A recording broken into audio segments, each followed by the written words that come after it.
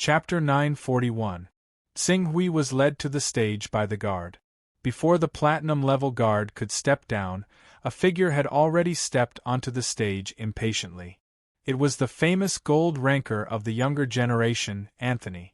Anthony looked at Tsing Hui in front of him and roared, "What do you have to be chosen by the elders in advance? Now, let me break your strong appearance and let the elders see who is the most outstanding existence in the youth group." Tsing Hui looked at the angry Anthony in front of him and knew that what he did was against the interests of others. However, he was too lazy to explain too much to a divine true body level practitioner. He made a "do whatever you want" gesture and stood there quietly, waiting for him to attack. "You're courting death." It was a simple action, but Anthony was completely enraged. He roared and his body suddenly grew from less than 2 meters to 4 meters. His body was emitting a golden light. This was a secret technique that only gold rankers could master, the golden battle form. Die. After revealing his golden battle form, Anthony threw a punch with the advantage of being in a higher position. It carried the force of Mount Tai as it smashed towards Tsing Hui. The friction between the pure force and the air created a deafening roar. It was like a thunderbolt exploding from the ground. It blew up the air in front of him, and at the same time, it seemed like the weak creature in front of him was blown up as well. It seemed like Tsing Hui faced the attack of the giant in front of him. He leaned his left foot forward and moved his right foot back. He stood sideways and squatted slightly. Then, his right hand moved slightly backward, clenched into a fist, and bent at the moment when the gigantic monster's terrifying attack was about to descend. He punched out with a loud bang. The dust where Tsing Hui was standing was rolled up by the force of his punch, forming a sharp tornado.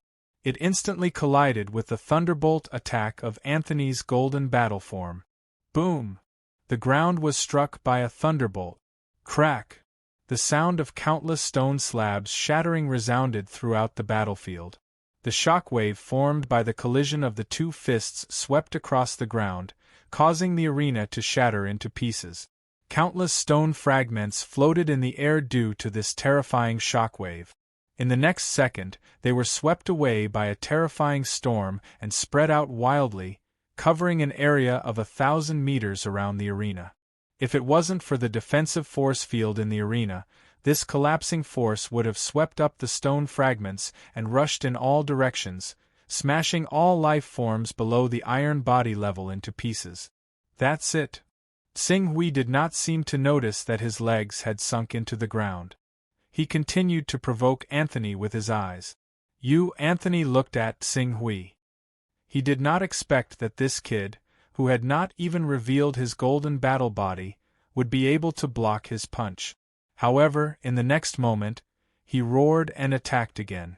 "Go to hell!" Rumble!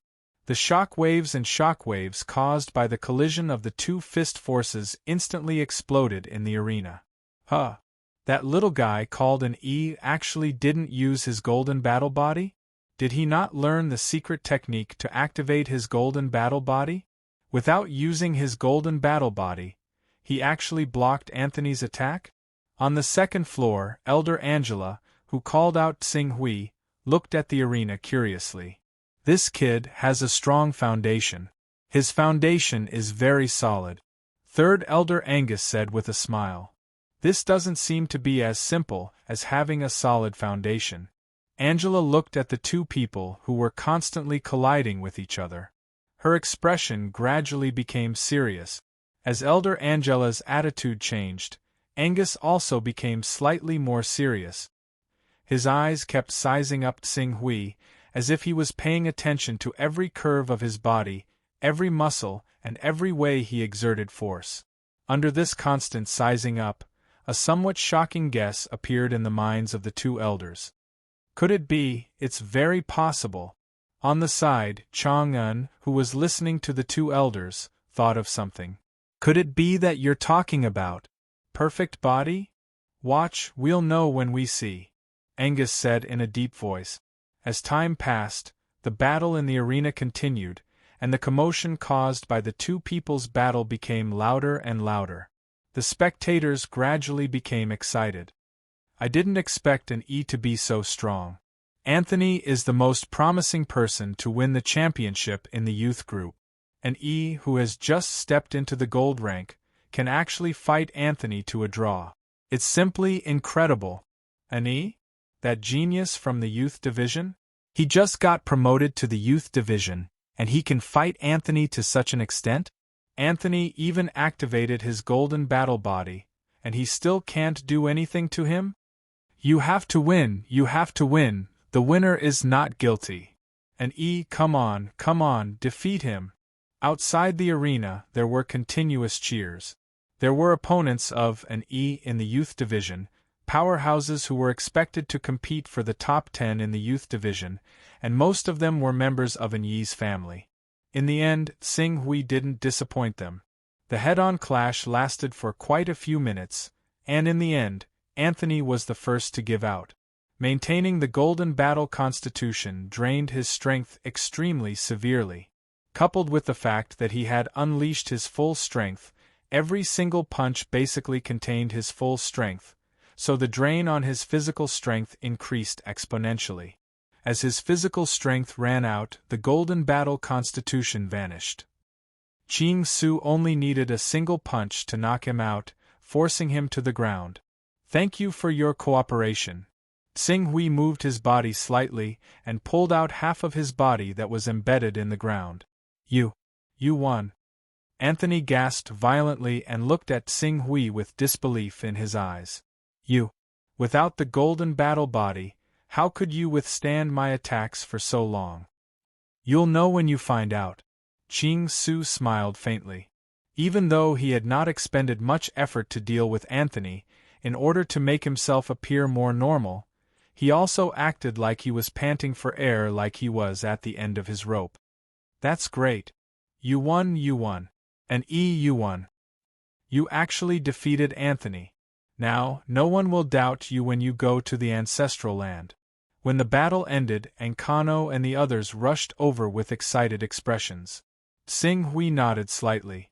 Soon, the Patriarch's guard came to Xing Hui again and said with a smile, Ani? The Patriarch and the elders want you to go over. Follow me. Go, Ani. You must be respectful in front of the elders. Ankano said. Xing Hui smiled. He wanted to sneak into the family's ancestral land and find out the family's secret. Naturally, he wouldn't throw a tantrum over such a small matter. He followed the guard to the second floor. As soon as they reached the second floor, Elder Angela was the first to walk over. Ani? Greetings, Elder Angela. Not bad, young man. It seems like Ankano has taught a genius recently. Angela said with a smile. Haha, young man, let me take a look. Ankano laughed and patted Xing Hui's shoulder. As soon as he patted Xing Hui's shoulder, an invisible energy immediately penetrated Xing Hui's body. Xing Hui knew Ankano was probing his foundation, so he pretended not to notice and bowed again. After confirming that Xing Hui had indeed cultivated the perfect body, Ankano's smile widened. Good, young man. Your foundation is very solid. Go and tell your family that you'll follow us back to the ancestral land in half a month. In other words, Ankano had promised Lin Huang a spot to cultivate in the ancestral land. Under the envious gazes of many senior deacons and senior deacons, Xing Hui bowed again. Thank you, third elder. You deserve it. As Angus spoke, he got someone to take Qing Su away first. Perfect body? Anan and Angela came up to him and asked. It is indeed the perfect body, but I don't know if he can maintain it when he reaches the platinum rank. If he can, there is a small chance that our family will give birth to a legendary being in the future. Ankano nodded and said to Anan, investigate his background. If there are no problems, we'll bring him back to the ancestral land and train him. Okay, leave it to me. Anan nodded. Their conversation could be described as secretive, but Qing Su, who had already descended to the second floor, heard it extremely clearly. Qing Su did not worry about that at all. The mysteries of the laws of fortune ranked at the very top among the 3,000 ways. Let alone Elder Angus, even the legendary life forms equivalent to great ability users hidden in the ancestral grounds would not be able to find anything wrong with his reincarnation. His origins were definitely clean. Half a month passed by quickly. Under the expectant and envious gazes of Encano and the others, Ching Su, Angus, Angela, and the other elders boarded a warship-like building and headed towards the clan's ancestral grounds. Even though extraordinary powers were restricted, the family's territory was still hundreds of thousands of kilometers wide. The ancestral land was in a mountain range with a diameter of 3,000 kilometers, called the Mountain of Peace. There were many restrictions and traps around the mountain range, and many elite members of the family were guarding it. Anyone who barged in would not be able to escape the fate of death. Even moonlight rankers were no exception. However, Tsing Hui knew that with the family's hidden strength, not to mention moonlight rankers, even legendary beings would die if they barged into the ancestral land. The ship traveled forward, passing through countless checkpoints, and finally entered the Mountain of Peace where the ancestral land was located. As soon as they entered the mountain range, Tsing Hui clearly felt that the space around them had become abnormal, vaguely resembling a subsidiary world. Originally, this subsidiary world should have been hidden very well and should not have been detected by Tsing Hui. However, it seemed that the universe's consciousness had sealed off the entire chaotic universe, causing this abnormality to appear in this subsidiary world, allowing Tsing Hui to detect it immediately. This family is not ordinary. Tsing Hui thought to himself. The ship they were on had already stopped at a platform. On the platform there were already 2 elders waiting there. These 2 elders looked like they were only at the astral rank, which was the standard of creating a world with a thought. However, Tsing Hui could see through the enormous energy hidden deep within them at first glance. It was a terrifying energy that was not inferior to legendary beings. Chapter 942.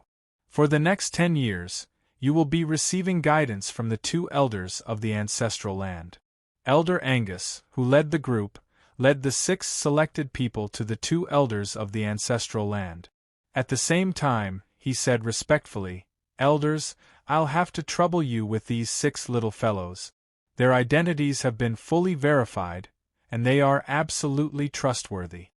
After saying that, he secretly glanced in the direction of Tsing Hui. In addition, among these 6 little fellows, one has cultivated a perfect body. He cultivated a perfect body through his own efforts? One of the 2 elders glanced at Tsing Hui and nodded secretly. "Okay, I understand. You may leave." "Yes, then I'll take my leave first." After saying that, Angus left and handed the 6 people to the 2 elders of the ancestral land. Of the 6 people, only 4 were actually selected by the martial arts arena. The other 2 were obviously seeds with potential that were secretly cultivated. One of the 2 elders of the ancestral land stepped forward and looked at the 4 people indifferently. "You can call me Chen Zhao. I'm mainly responsible for guiding your cultivation. The other one is Elder Wuyan. He's responsible for teaching you how to survive better." Survive? The 6 people looked at each other. That's right, survival. No matter how talented you are, if you can't survive and die prematurely, only death awaits you. Dead geniuses aren't geniuses, they're just idiots. Not to mention, in my eyes, you guys aren't geniuses at all. Every 10 years, I've seen so many so-called geniuses like you guys, but how many of them can really stand out? Chen Zhao said and added, "Follow me." After saying that, he led the group of 6 straight to a valley in the mountain range. The entire valley was filled with all sorts of restrictions and formations. However, in this world, they took the form of mysterious runes.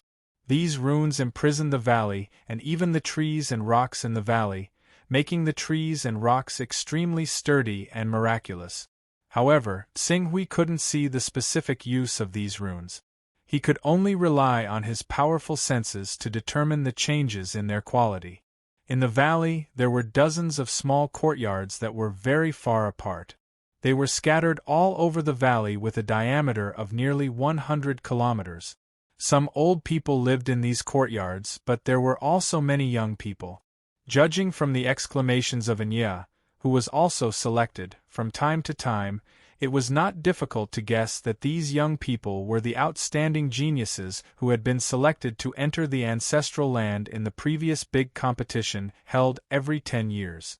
As soon as Elder Chen Zhao arrived, he immediately began to gather the other young people in the courtyard. Not long after, there were more than 40 young people gathered in front of Tsing Hui. Among these 40 young people, the weakest was at least gold rank, and more than half of them were at least platinum rank. This fully demonstrated the depth of the family's heritage. Today is the day when the newcomers arrive. At the same time, it is also the day when the unqualified will be eliminated. If you want to stay in the ancestral land, you can only be the true pillar of the clan in the future, the leader who can support the growth of the clan. Many of you clearly do not have this qualification. As Elder Chen Zhao spoke, he began to call out the names. Not long after, 6 people were selected. The 6 people who were chosen had gloomy expressions on their faces. Shame and unwillingness could be seen on their faces. Your performance in the past 10 years has disappointed me. Now you can pack your things and go back. The family's precious resources won't be wasted on trash. Elder Chen Zhao's words were merciless. However, in the eyes of Anya and the others, this scene was rather unbelievable. Because among the 6 people who were eliminated, 4 of them were at the gold rank, and 2 of them were even at the platinum rank. If they were placed in the outside world, they would be able to dominate a region. But now, from the looks of it, they were kicked out like trash by Elder Chen Zhao. This naturally formed a strong impact on them. If a platinum rank who was less than 300 years old was like this, then what about them, the gold rank juniors?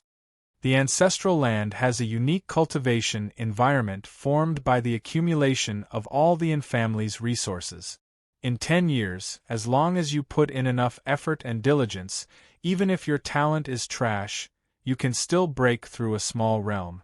If you can't break through, then you'll be kicked out like them in 10 years. Elder Chen Zhao announced the mechanism without hesitation. The rules of the ancestral land are like this. You must break through a small realm every 10 years when you're gold rank, and the time limit is extended to 30 years when you're platinum rank. Only then can you continue to stay in the ancestral land. If your performance doesn't satisfy us, then you don't have the qualifications to become a guardian of the ancestral land and enjoy the family's best resources, just like them.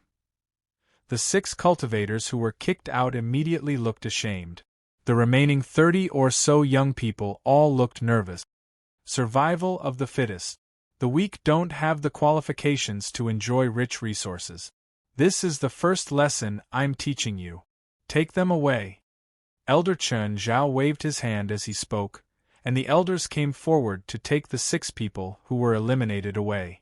You've all cultivated the gold body, but the gold body is only the beginning of the gold rank, Chen Zhao's voice echoed in the field, but Tsing Hui didn't pay much attention to it. Most of his attention was focused on sizing up the ancestral land. Unfortunately, even if he was one of the most powerful people in the world, and his battle strength wasn't any weaker than the demon god's incarnation, his experience and knowledge were too little. Even if he knew that the ancestral land hid a great secret, he couldn't see anything out of the ordinary. Looks like, if I want to get in touch with the core secrets of the ancestral land, I'll have to first obtain a high enough position. Fortunately, I've always been a genius in the past 100 years.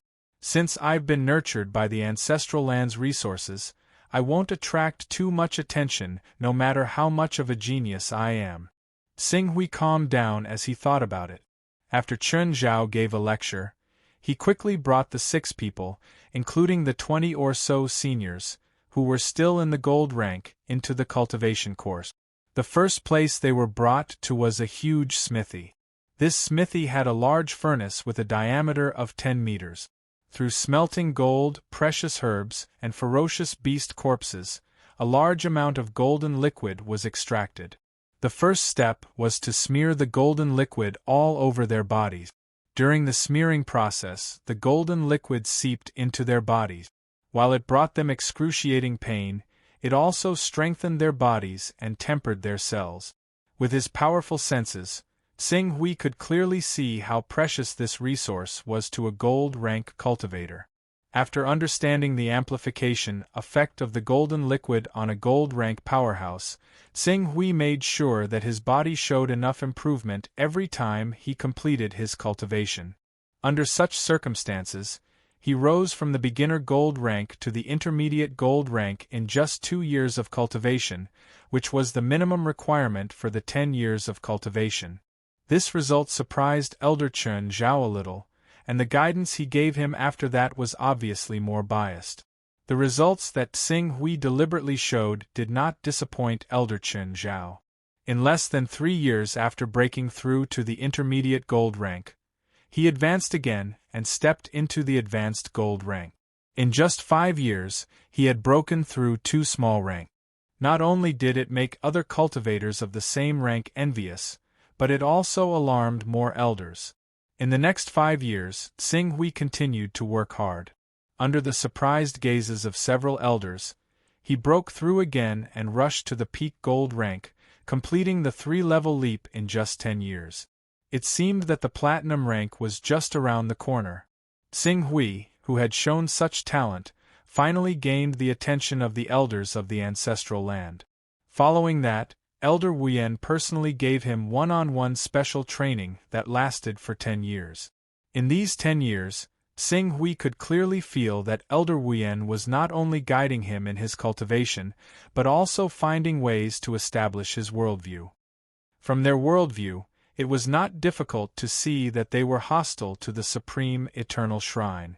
Behind the eternal shrine was the burning blood overlord. Being hostile to the eternal shrine was almost equivalent to being hostile to the burning blood overlord. In this regard, while Tsing Hui was secretly shocked, he naturally did his best to show his loyalty to the Andersons. As long as the Andersons' interests were violated, even if they were members of the Eternal Shrine's priest council, he would not hesitate to kill them.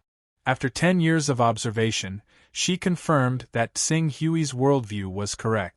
In addition, he had broken through to the platinum rank 3 years ago. To prevent further observation from wasting his talent, Elder Wuyan finally led Tsing Hui into the valley. After passing through a layer of disguised spatial barriers that resembled an auxiliary world, they arrived at a huge underground space. This underground space was hundreds of kilometers wide, and there were many people living in it. However, most of them were elderly, and they behaved mysteriously. Under Elder Wuyan's lead, Tsing Hui quickly arrived at a place that resembled an academy. As Tsing Hui carefully sensed, the number of cultivators in the academy with terrifying energy hidden in their bodies broke through the double digit. In addition, there were about a dozen cultivators who looked rather young, but their cultivations were at the platinum, astral, and moonlight ranks. "I've finally come into contact with the core." Tsing Hui secretly heaved a sigh of relief. He did not expect that he would still have to go through a 20-year-long assessment despite having such a clean background. "Ani? You're the little fellow who Wuyan and Chen Zhao strongly recommended over the years, the one who they said had the best talent? Come, don't be afraid. Follow me." The Academy's dean, Eclipse, was an elder who similarly contained terrifying energy. He smiled as he led Tsing Hui into the academy. "Before you enter the academy, you must first pay your respects to our clan's progenitor. This progenitor isn't the progenitor who founded the clan in the mortal plane. Instead, he's an even more ancient and mighty existence." As Eclipse spoke, he led Tsing Hui deep into the academy, in front of a large statue that was about 30 meters tall.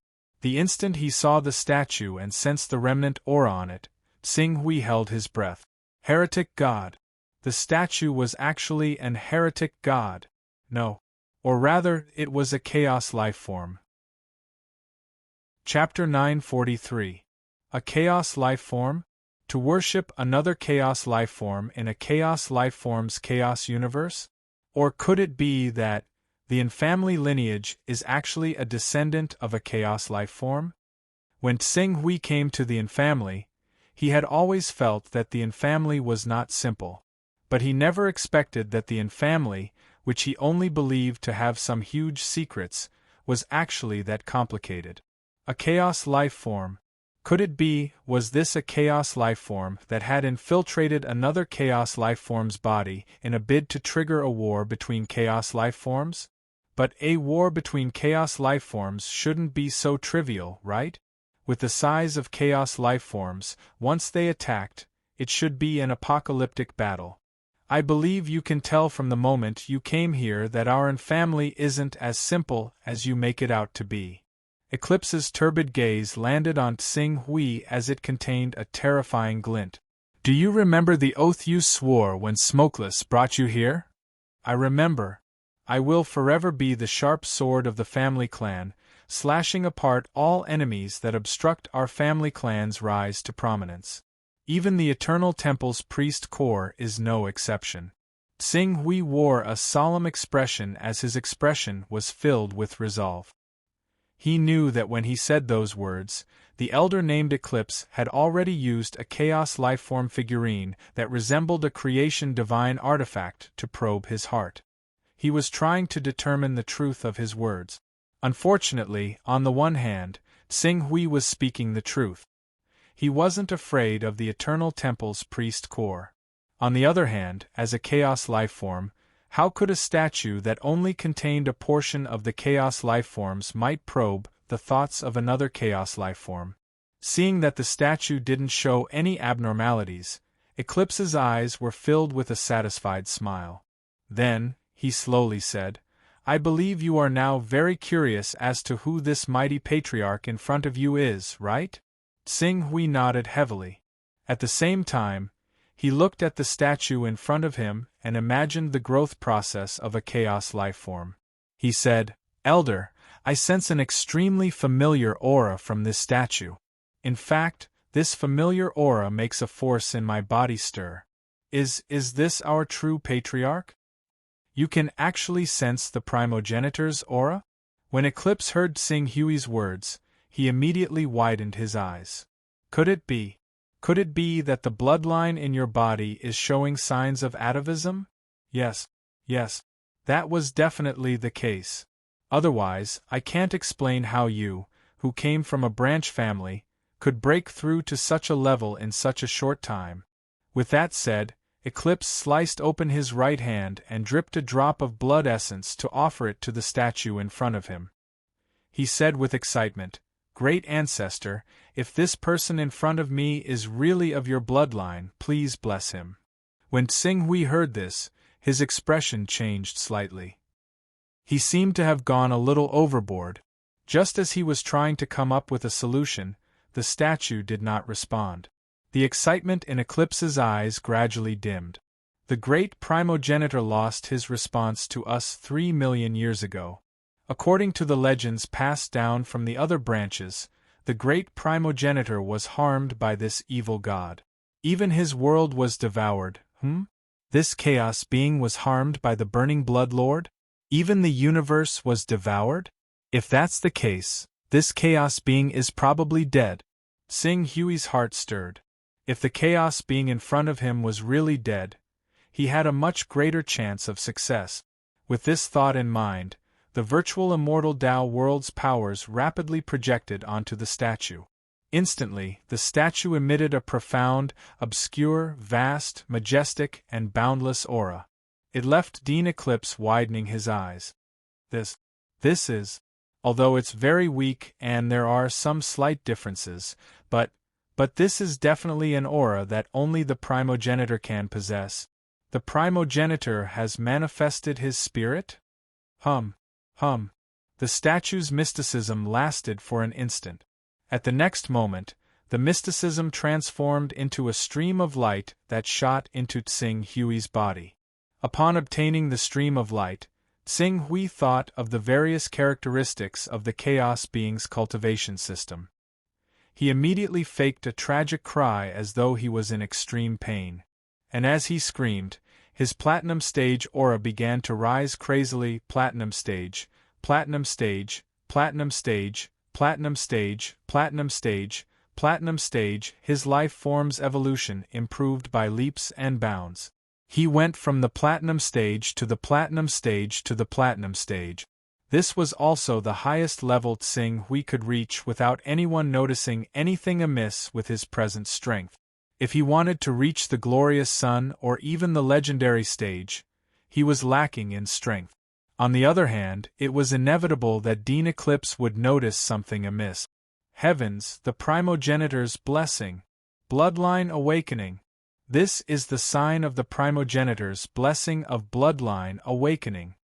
When Elder Eclipse saw the changes in Tsing Hui's aura, he exclaimed in pleasant surprise. At the same time, the mystical aura that appeared on the statue also attracted the powerful senses of the dozen or so legendary powerhouses in this obscure place. Along with the dispersal of a huge aura, the figures of the dozen or so legendary powerhouses appeared in the hall where the statue was located at the same time. Eclipse, what's going on? This is the primogenitor's. Just now we sensed a vast and majestic aura that caused one's life essence to tremble. However, that aura was too obscure, and it vanished without a trace in a flash. We didn't have the time to investigate it carefully at all. What exactly happened? Legendary experts with terrifying auras appeared one after another. Every one of them was in existence in no way weaker than a mighty divine ability user. Although the number of these people was nothing compared to the scene Tsing Hui had in the Eternal Temple, he had yet to recover to his peak. If he were to make enemies with more than 10 legendary experts, he would still be in danger. Thankfully, Eclipse seemed to sense the change in Tsing Hui's breathing. He thought that he was frightened by the presence of so many legendary experts and immediately waved his hand. "You old fogies, don't scare our little Ani." Ani? This little guy. His bloodline seems very young. He's already at the moonshine stage? What's going on, Eclipse? As the legendary experts conversed, they quickly converged their auras. As for Tsing Hui, he also recovered some of his complexion. By the side, Eclipse immediately consoled him. Don't be nervous. These are our and family's elders who guard the ancestral grounds. They usually cultivate in seclusion deep in the ancestral ground. Unless we're facing a fatal danger, they won't easily walk out of the ancestral grounds. You don't have to worry either. You just received the primogenitor's blessing and awakened the primogenitor's bloodline. In the future, the family will definitely nurture you with all its might. The primogenitor's blessing? Bloodline awakening? Eclipse, are you saying that this little guy? An old man among the dozen or so people widened his eyes and looked at Ching Su in some disbelief. The others basically had the same reaction as him. Eclipse nodded. The anomaly that happened just now was an receiving the primogenitor's blessing. As a result, he awakened his bloodline. Due to his bloodline awakening, an went from the low platinum stage to the low moonshine stage. He crossed 8 minor realms and 2 major realms. Is it really a bloodline awakening? The elder immediately appeared beside Tsing Hui and pulled him up. At the same time, a surge of energy surged into Tsing Hui's body. Tsing Hui's heart stirred as he released a wisp of his energy fluctuations as a chaos lifeform. To ensure his safety, he only allowed the elder to sense the energy fluctuations for a moment before quickly concealing them. But even so, the elder could not help but reveal a look of delight when he sensed the chaos lifeform aura in Tsing Hui's body. It's indeed a bloodline awakening. Although it's extremely weak, he's the only descendant who has truly awakened his bloodline in the past 3 million years. Isn't it said that the great primogenitor has already perished? Even the chaos verse we live in has been devoured and refined by this detestable chaos lifeform. It forced our lineage to scatter across the mortal plane and hide ourselves deep in hopes of the day when we can recreate the primogenitor's glory. How can he still bless his descendants and awaken their bloodline? One of the elders was doubtful. However, his doubts were quickly refuted by another elder. The great primogenitor's power is far beyond our imagination. Although we haven't received a reply from the primogenitor in the past 3 million years, that doesn't mean he's truly dead. After all, 3 million years is nothing to an existence like the great primogenitor. It might be equivalent to a period of seclusion for him to recuperate. As for your claim that the primogenitor's universe has been devoured by the chaos lifeform, that might not be the case. Our subsidiary worlds still exist to this day. So doesn't that prove that the chaos lifeform has only absorbed the primogenitor's world into his body and not fully assimilated it?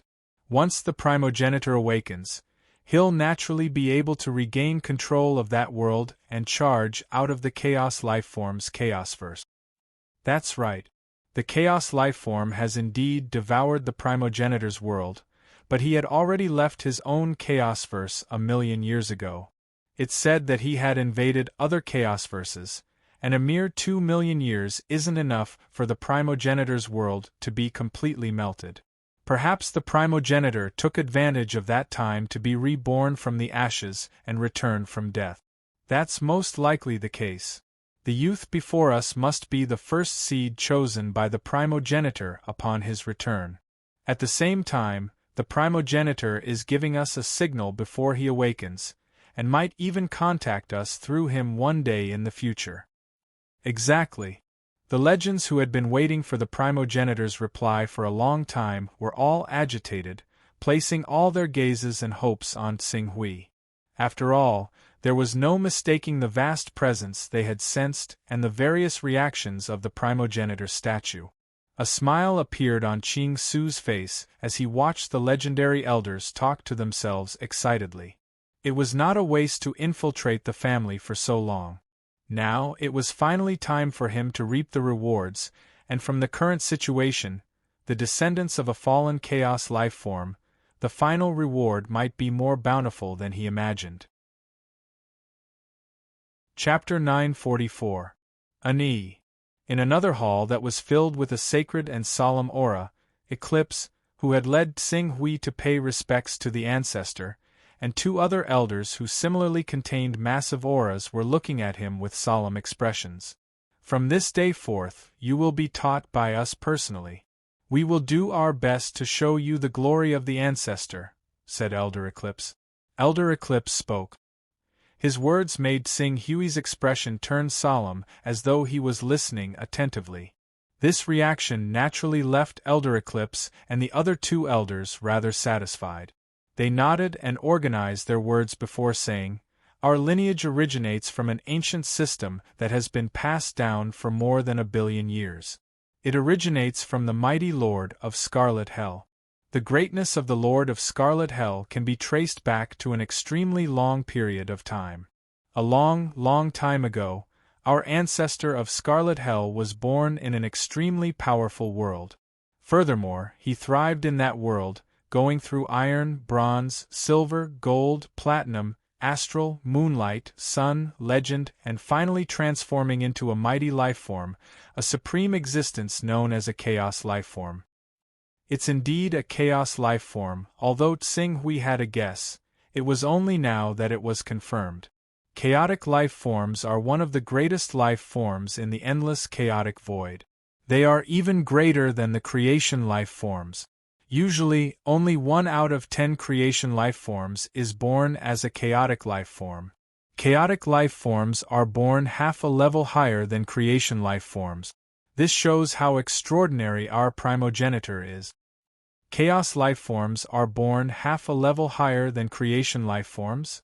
Tsing-Hui's heart stirred when he heard this. The Lord of Chaos was a chaos life form, while the Lord of Gods and Lord of Time were both creation life forms. It was no wonder that the Lord of Gods and Lord of Time were only able to resist the Lord of Chaos invasion after secretly joining forces, even though these three supreme existences were at the same level of cultivation. After the mighty Crimson Hell became a chaos lifeform, he broke away from the world that gave birth to him and led our bloodline to wander the vast primordial chaos. He allowed our bloodline to rapidly multiply and develop our own chaos-verse. In just 1 billion years, the chaos-verse that Crimson Hell created has become incomparably prosperous, with countless citizens. As for our bloodline, due to the legacy of our patriarch, we are one of the most powerful organizations in the universe. We reside high above the realm beyond heaven and enjoy endless glory. As Elder Eclipse spoke, his eyes were filled with longing for the glory days of his time. Unfortunately, on a certain day 3 million years ago, this glory ended. Although chaos lifeforms are massive entities in the endless chaos, they are not invincible. There are other creation and chaos lifeforms roaming the depths of the chaos, and on a certain day 3 million years ago, the great Crimson Hell Patriarch was attacked by another chaos lifeform. Master of Burning Blood. Tsing Hui knew who the chaos lifeform that attacked the Infamily's patriarch was. It's none other than the creator of this chaos-verse, Master of Burning Blood. He relied on his indestructible characteristics to launch a despicable sneak attack on the mighty patriarch, causing the mighty patriarch to be heavily injured before he could lock onto his true location. By the time the patriarch began his counterattack, his body was already greatly affected. He was unable to outlast Master of Burning Blood, who was also a chaos lifeform. In the end, he was defeated by the despicable Master of Burning Blood. Even our entire universe was devoured by him. He seemed to want to use the collision of the two chaos verses to capture the truth of indestructible and gain insight into the profundities of space-time. When Elder Eclipse said that, he sneered. Clearly, he failed. It's impossible for him to become greater by relying on strength obtained through forceful plundering. Tsing Hui knew that Elder Eclipse was being sarcastic. After devouring Crimson Hell's universe, Master of Burning Blood had clearly grown stronger. Otherwise, it was impossible for him to become the strongest evil god outside of the immortal Tao civilization, second only to the Lords of Chaos, Lords of Time, and Lord of Gods. You have the mighty Patriarch's bloodline in you. Furthermore, your bloodline has already awakened. Your cultivation will definitely improve by leaps and bounds. However, if you are unable to find the correct cultivation direction, it might still be a waste of your talent. As Elder Eclipse spoke, he glanced at the other two elders. After the other two elders nodded heavily, they took out a jade booklet that contained a mystical aura. This is a cultivation technique our Lord Patriarch bestowed upon us. This cultivation technique not only points out the various stages of a chaos lifeform's metamorphosis, but it also points out the direction of a chaos lifeform's metamorphosis. It even mentions and infers Master of Burning Blood's indestructible characteristic. We wish to cultivate in this cultivation technique, but due to our failure to awaken the Patriarch's bloodline, we have been unable to make any progress. Now we will hand it over to you. A cultivation technique at the level of Master of Burning Blood. Tsing Hui's eyes lit up slightly. According to the cultivation system of the Lord of Chaos lineage, Master of Burning Blood was an existence equivalent to the fifth firmament chaos realm. He was only second to the Lord of Chaos, Lord of Gods, and Lord of Time. Such a cultivation technique would be extremely useful in mending the fourth and fifth firmament of his great Tao disc. Tsing Hui eagerly received it and studied it patiently. Although we are unable to cultivate in this cultivation technique, we have studied it extremely deeply. If there's anything you don't understand, you can ask us directly. Furthermore, in the following period of time, the three of us will constantly guard you. As your Tao protectors, we will assist and supervise your cultivation, said Elder Eclipse. Elder Eclipse said, With the careful guidance of 3 great divine powers, it fully demonstrated the importance the Yin family placed on him. Xing Hui nodded and expressed his sincere gratitude. Then, he quickly immersed his mind into the cultivation technique that the Lord of Scarlet Hell had passed down to his descendants. Oh, the cultivation of the first to third firmament chaos lifeforms is similar to the cultivation technique Master of Burning Blood gave me back then. It's about opening up an origins, constructing a virtual world, and then erupting from the origins. The key is the fourth firmament, the key to transforming into a chaos life form. Xing Hui's gaze landed on it. For a chaos life form cultivator to transform into a chaos life form, the difficulty was much higher than for a creation life form. Becoming a chaos life form was difficult, and with the rise of the creation life form lineage, the number of chaos life forms was constantly decreasing. According to the Lord of Scarlet Hell, in the endless chaos void, there were fewer and fewer newborn chaos life forms. As for the living chaos life forms, most of them were extremely powerful individuals. Instead, it was the creation life forms that had rapidly risen in recent times, replacing the chaos life form system. Today, the chaos life form lineage was on the brink of extinction. According to what's written here, becoming a creation life form is much easier than becoming a chaos life form. For a chaos life form to complete the transformation, the foundation needed is too strong.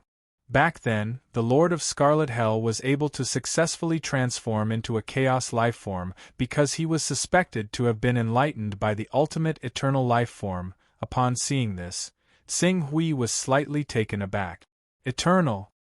He had actually seen the word eternal again in the cultivation technique the Lord of Scarlet Hell had given him? It represented the ultimate eternity of everything? The Lord of Scarlet Hell was fortunate enough to be enlightened by the eternal life form? No wonder. This is also the reason why the Lord of Scarlet Hell was able to break through. Wait a minute. According to what I know, chaos life forms should be able to infinitely split their bodies to increase their size. In other words, the Lord of Burning Blood had no need to devour the Lord of Scarlet Hell's chaotic universe. This wouldn't bring him any substantial benefits, but he still did it. Could it be because he sensed that the Lord of Scarlet Hell had been enlightened by the eternal life form? This discovery made Xing Hui's breathing stop for a moment. However, he clearly didn't have the authority to command the ANS at the moment. Only when he grew up, recovered, and became a peak powerhouse who could suppress legends would he be able to take over all the secrets of the ANS, including this information related to the eternal life form. The Lord of Burning Blood should have sensed the abnormality of the Lord of Scarlet Hell, but he didn't know that the Lord of Scarlet Hell was once related to eternal life form. Otherwise, he wouldn't have gone to the immortal Tao civilization before digesting the Lord of Scarlet Hell and snatched the opportunity of eternal life form from there. This gives me an opportunity to take advantage of. Xing Hui was slightly agitated, but he quickly calmed down. His gaze then fell on the 4th level of the Chaos Realm and the 5th level of the Chaos Realm cultivation technique he derived. Time flew by as he comprehended. 100 years passed in a flash, and Xing Hui didn't disappoint as he raised his cultivation from the Radiant Moon rank to the Glorious Sun rank. At this rate, he had hopes of reaching the legendary rank in 1,000 years at most. However, Xing Hui, who had gained the complete trust of Elder Eclipse and the others, clearly didn't plan on wasting another 1,000 years to raise his cultivation to the legendary rank. 10 years after he broke through to the Glorious Sun rank 1 and stabilized his Glorious Sun rank 1, he summoned more than 10 elders of the ancestral land, including Elder Eclipse. He said bluntly, "Elders, I feel that my bloodline powers have been shackled by this universe. If I were to forcefully cultivate any further, the moment I break through, I will probably be detected by the ruler of this universe. Therefore, I wish to head to the Chaos Void. I've inherited the bloodline of the great primogenitor, so I can live freely in the Chaos Void. If I can really go there, I'm confident that I can cultivate to the critical point of a chaos life form within 10,000 years. 10,000 years to cultivate to the critical point of a chaos life form? One of the elders frowned. Cultivators with the bloodline of a chaos life form can only cultivate better in the chaos void? I seem to have seen this information in some ancient records. Sing Hui nodded. This is the shackle of this universe, and with our ability, we don't have the ability to break through this universe's shackle. Therefore, going to the chaos void is the only way. Therefore, I earnestly request that all of you open a passage to the chaos void and lend me a hand, so that I can take this important step.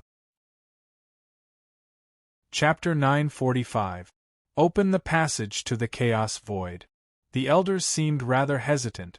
One of them, who was clearly unwilling to open the passage, probed, "Will we really be discovered by the searing blood overlord if we continue cultivating? The searing blood overlord hasn't made any major movements in recent years. It's said that he's gone to attack another chaosverse.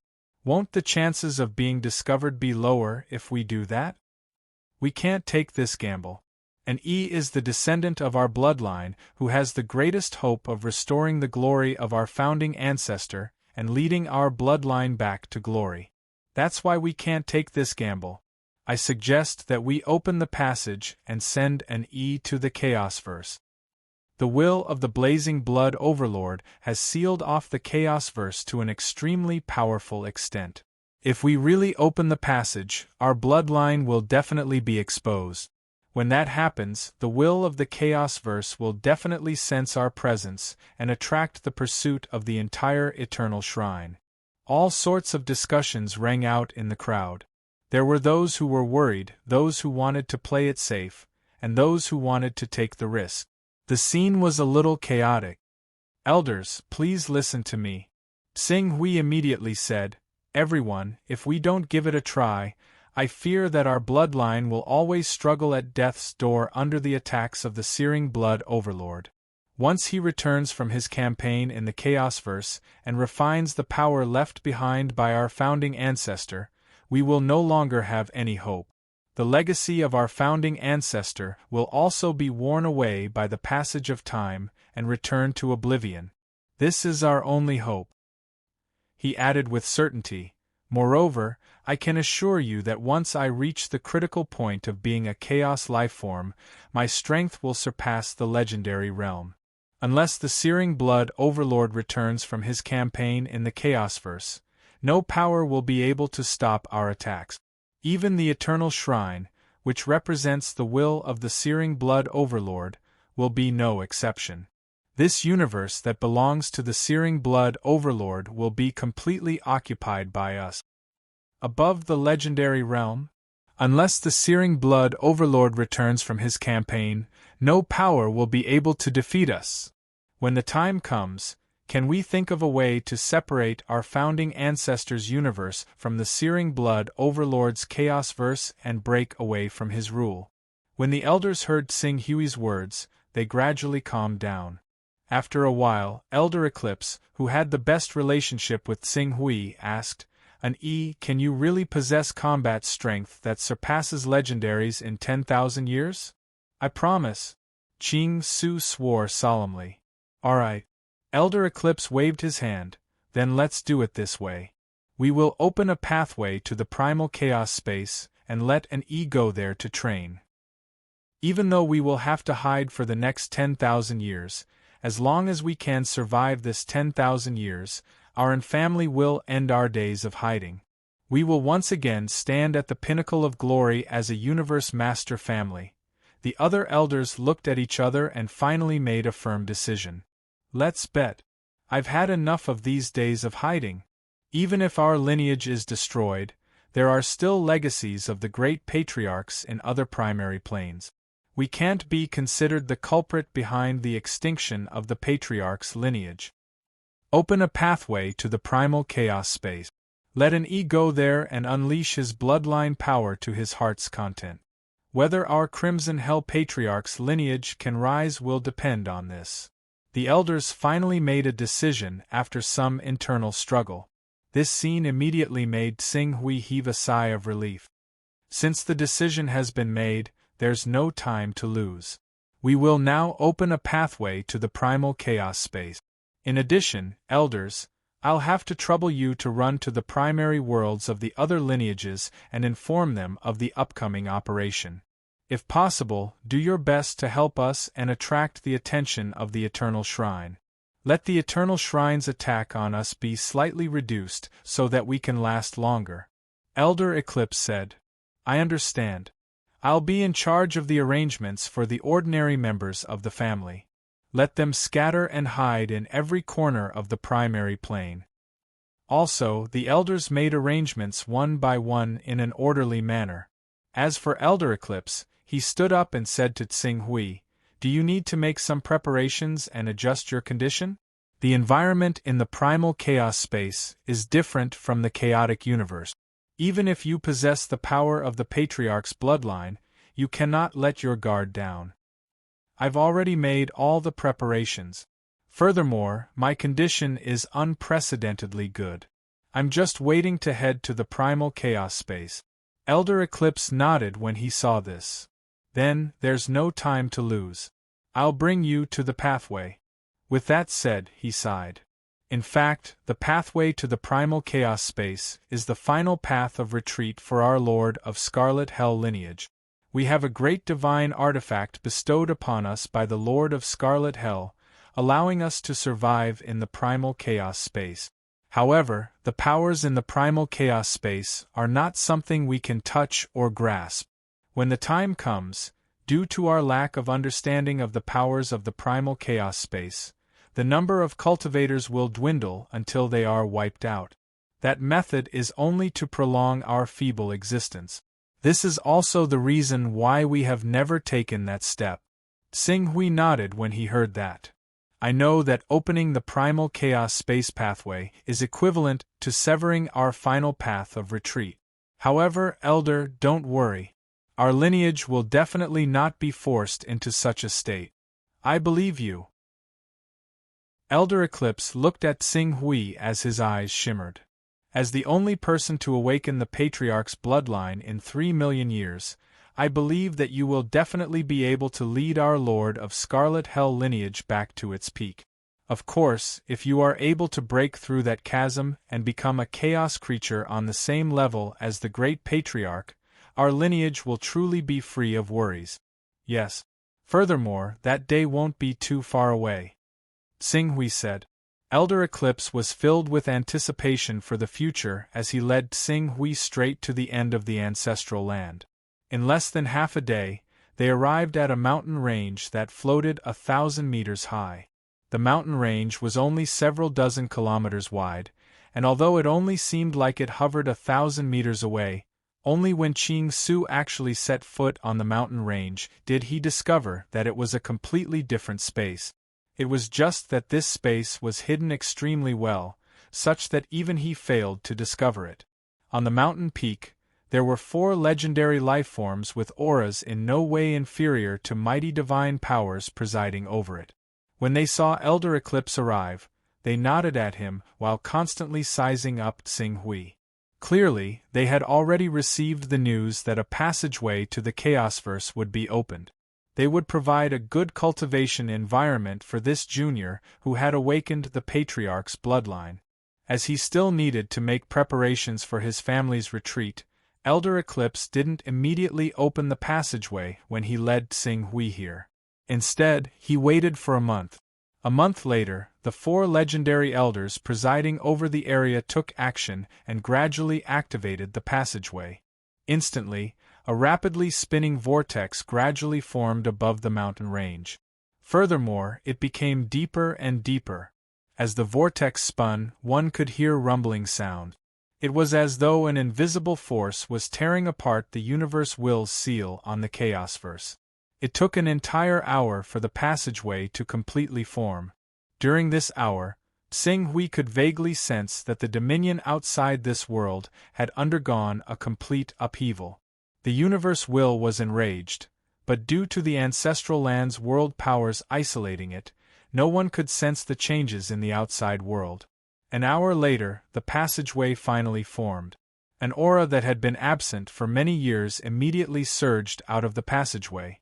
It was the fluctuation of chaos yuan qi. Upon sensing the chaos yuan qi, Xing Hui took a deep breath. At that moment, he really felt like a dragon that had been trapped in the shallows for years and was about to return to the sea. All right, Ani. Enter the passageway immediately. We cannot guarantee how long this passageway will last. If you sense that the path back has been sealed, it means that our lineage has been completely wiped out. If you wish to return, you can only return through the chaos passageway in another main plane.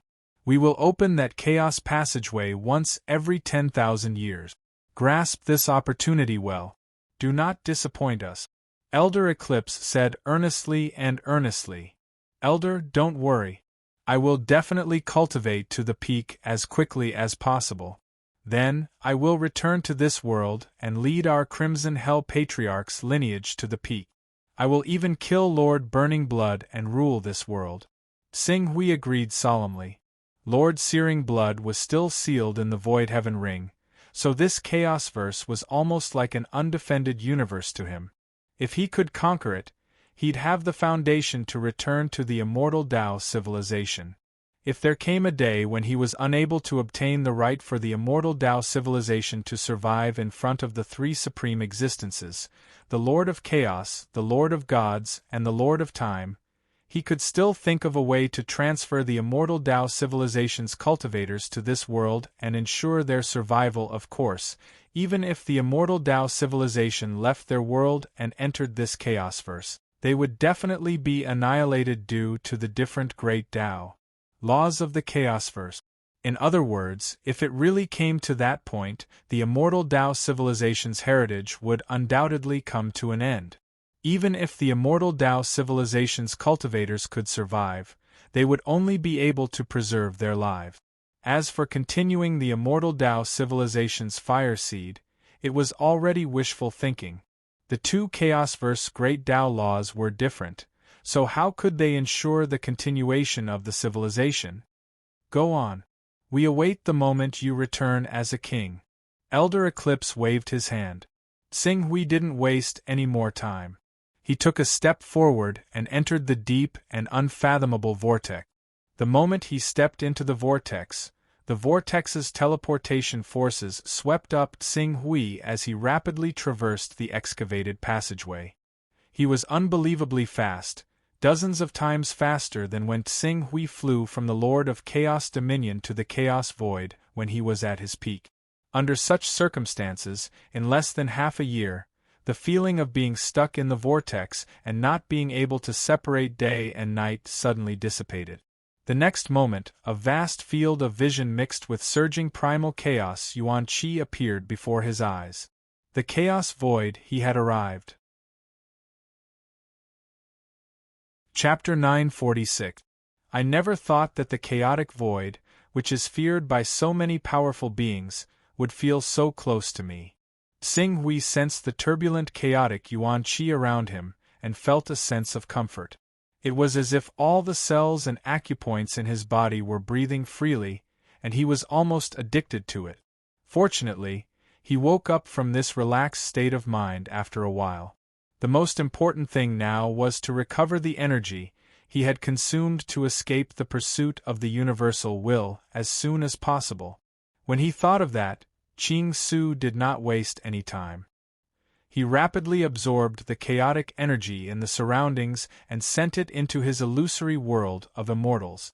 Then, he used the illusory world of immortals to convert it into various powers of laws and recover his strength.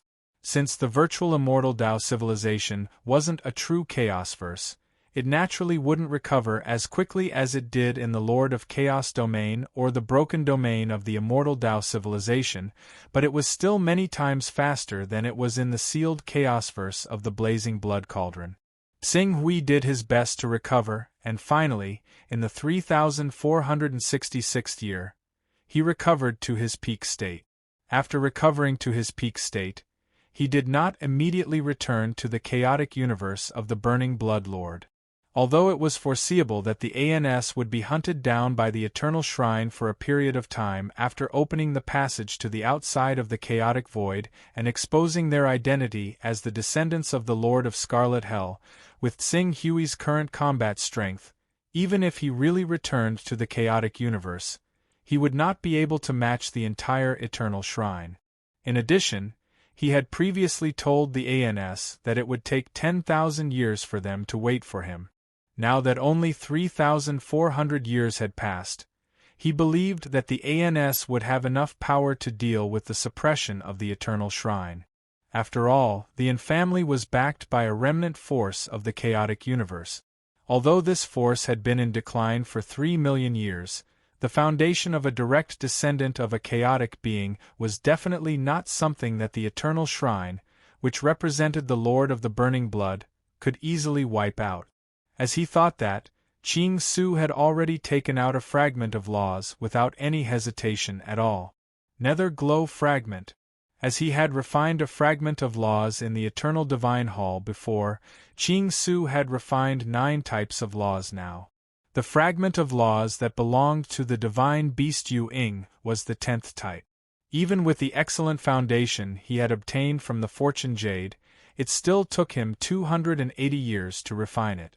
Fortunately, due to the mystical nature of the creation Divine Jade, they succeeded on their first try.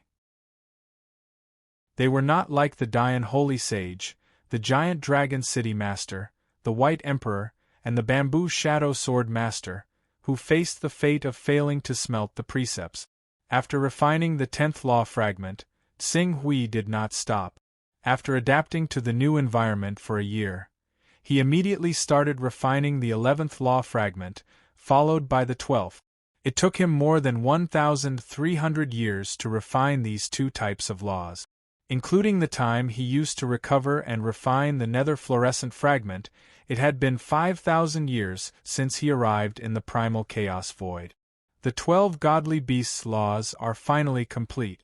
Next, I will use the virtual immortal Tao civilization as a world and use the power of the laws of the 12 godly beasts to trace back to the origin point plate and recreate the majestic scene of Pengu opening the sky. From there, I will turn the virtual immortal Tao civilization into a real primal chaos universe. A primal chaos universe that belongs to the immortal Tao civilization, or rather the Eldritch world. Tsing Hui muttered to himself. He understood that at this moment, he had reached the most crucial step in his cultivation journey. If he was willing, he would be able to trace back to the origin point plate and become Pengu. He would then be able to recreate Pengu opening the sky and rush to the 4th level of Primal Chaos Realm, becoming a real Primal Chaos being.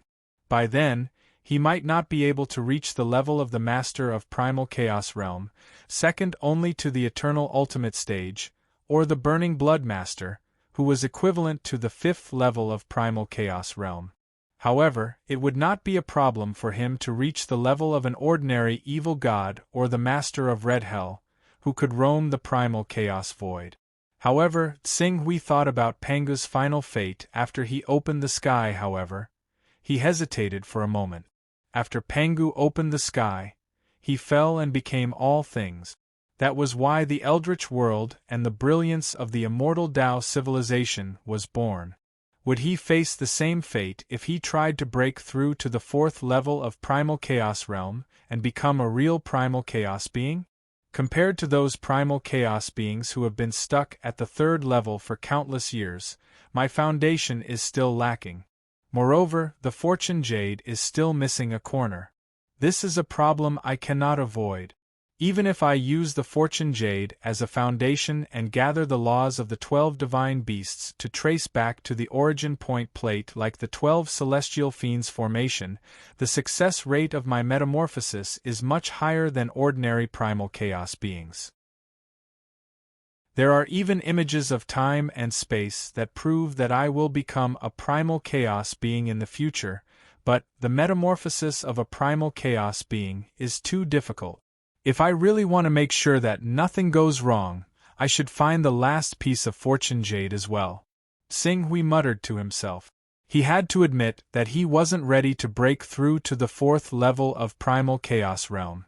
Be it in terms of foundation or mentality, he wasn't ready to break through to the fourth level. I'll think about it after I occupy the primal chaos universe of the Burning Blood Master and gain a deeper understanding of the fourth and fifth levels of primal chaos realm.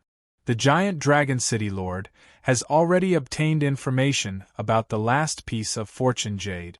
As long as I can find him and trade with him, I'll be able to obtain the last piece of Fortune Jade. Given my abilities, I'll naturally be able to get my hands on it. Even the Black and White Exalted Lords, ranked first on the Ultimate God ranking, won't be able to stop me. Tsing Hui had a plan when he thought of this. He then turned his gaze to the passageway that the Yin family had opened to the primal chaos void. 5,000 years was twice as fast as the 10,000 years Tsing Hui had mentioned earlier. As a result, the Yin family was still maintaining the passageway. In other words, the Yin family hadn't been defeated by the Eternal Shrine yet. It seems that the Yin family isn't simple at all, Tsing Hui thought to himself. He didn't waste any more time. He took a step forward and followed the passageway to the main plane on the other side. The teleportation process was as long as ever. Half a year later, as the surrounding environment and laws became oppressive again, Tsing Hui's figure appeared on the floating mountain range where he had left. This world, Tsing Hui frowned. He hadn't felt it before he had recovered his cultivation base. Now that he was at his peak, and was living in the primal chaos universe of the Burning Blood Master where the power of laws was severely sealed, he immediately felt as though he was shackled and shackled. Moreover, these shackles and shackles were incomparably vast, majestic, and unfathomable. Even though he was now much stronger than when he had been trapped in the Eternal Shrine, he still couldn't truly break these shackles and shackles. The power of laws. The power of the will of the universe. It seems that only by destroying the will of the universe can I break these shackles and shackles. Although he couldn't completely break these shackles and shackles, but Tsing Hui's figure trembled as the illusory world of immortal Tao materialized behind him. As soon as the illusory world of immortal Tao materialized, the sealing force exerted by the entire primal chaos receded like the tide, and was pushed aside by the world of immortal Tao. Waves and ripples formed where the two worlds collided. I can't break these shackles, but I can hold them off for now. Whoosh! At this moment, a figure suddenly appeared in the sky above the floating mountain range. The figure blinked when he saw Tsing Hui standing at the front of the passageway, but then exclaimed in pleasant surprise, It's you? You've returned from the chaos? How did it go? Did you completely unearth the power of the great primogenitor's bloodline? Tsing Hui looked at the figure who'd suddenly appeared. It was a legendary elder who oversaw the chaos passageway. He'd found it strange when he hadn't noticed anyone when he'd first appeared, but now that he'd suddenly appeared, he could vaguely guess what was going on. Is the situation very dangerous now? Yes. If it weren't for the other branches sending legends as reinforcements and the Shrine of Sacrificial Blood taking advantage of the situation, we probably wouldn't have been able to hold on 3,000 years ago. However, even with the reinforcements of the other branches and the interference of the Shrine of Sacrificial Blood, we still wouldn't have been able to hold on for long. If you don't return within 100 years, we plan to close the passageway and retreat. Tsing Hui nodded when he heard this. What kind of faction is this Shrine of Sacrificial Blood? It's a faction that's vaguely hostile to the Eternal Shrine. You should know that although this chaotic universe was created by the Lord of Burning Blood, the Lord of Burning Blood had set up the laws of the universe so that even legendary creatures who'd reached the peak of their cultivation could only dream of touching the realm of chaos. In other words, the Lord of Burning Blood had cut off the path of ascension for legendary creatures. Under such circumstances, even though the entire universe belonged to the Lord of Burning Blood, there were still many legendary creatures who wanted to break through the shackles of the universe and reach the realm of chaos so that their lives could sublimate. Many similar legendary creatures united to form the Shrine of Sacrificial Blood. Elder Ingzhen continued, 5,000 years ago, there was a change in the Eternal Shrine. Someone actually pretended to be the Lord of Burning Blood and acted presumptuously in the Eternal Shrine. However, the Lord of Burning Blood did not appear. We guessed that the Lord of Burning Blood must have been severely injured when he went to invade another chaotic universe. This period of time might be the best time for us to break through the shackles of the universe and reach the realm of chaos. Therefore, we secretly encouraged the Shrine of Sacrificial Blood to take advantage of the opportunity to rebel against the Eternal Shrine. Xing Hui immediately understood the nature of the Shrine of Sacrificial Blood when he heard Elder Ingzhen's words. It was probably equivalent to the Great Development Gate in the territory of the Lord of Chaos. However, the Lord of Chaos was different from the Lord of Burning Blood. The Lord of Burning Blood had sealed his own world and cut off the path of cultivators to become chaos beings. However, the Lord of Chaos was too rich to care about the cultivators under his sect. In any case, even if the cultivators under his sect broke through to become chaos beings, they would not be a match for him.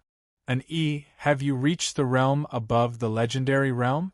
The Eternal Shrine should be at its weakest point in recent years. If you can really reach the realm above the legendary realm, you can rally all the legendary creatures to defeat the Eternal Shrine and even slay the will of the universe.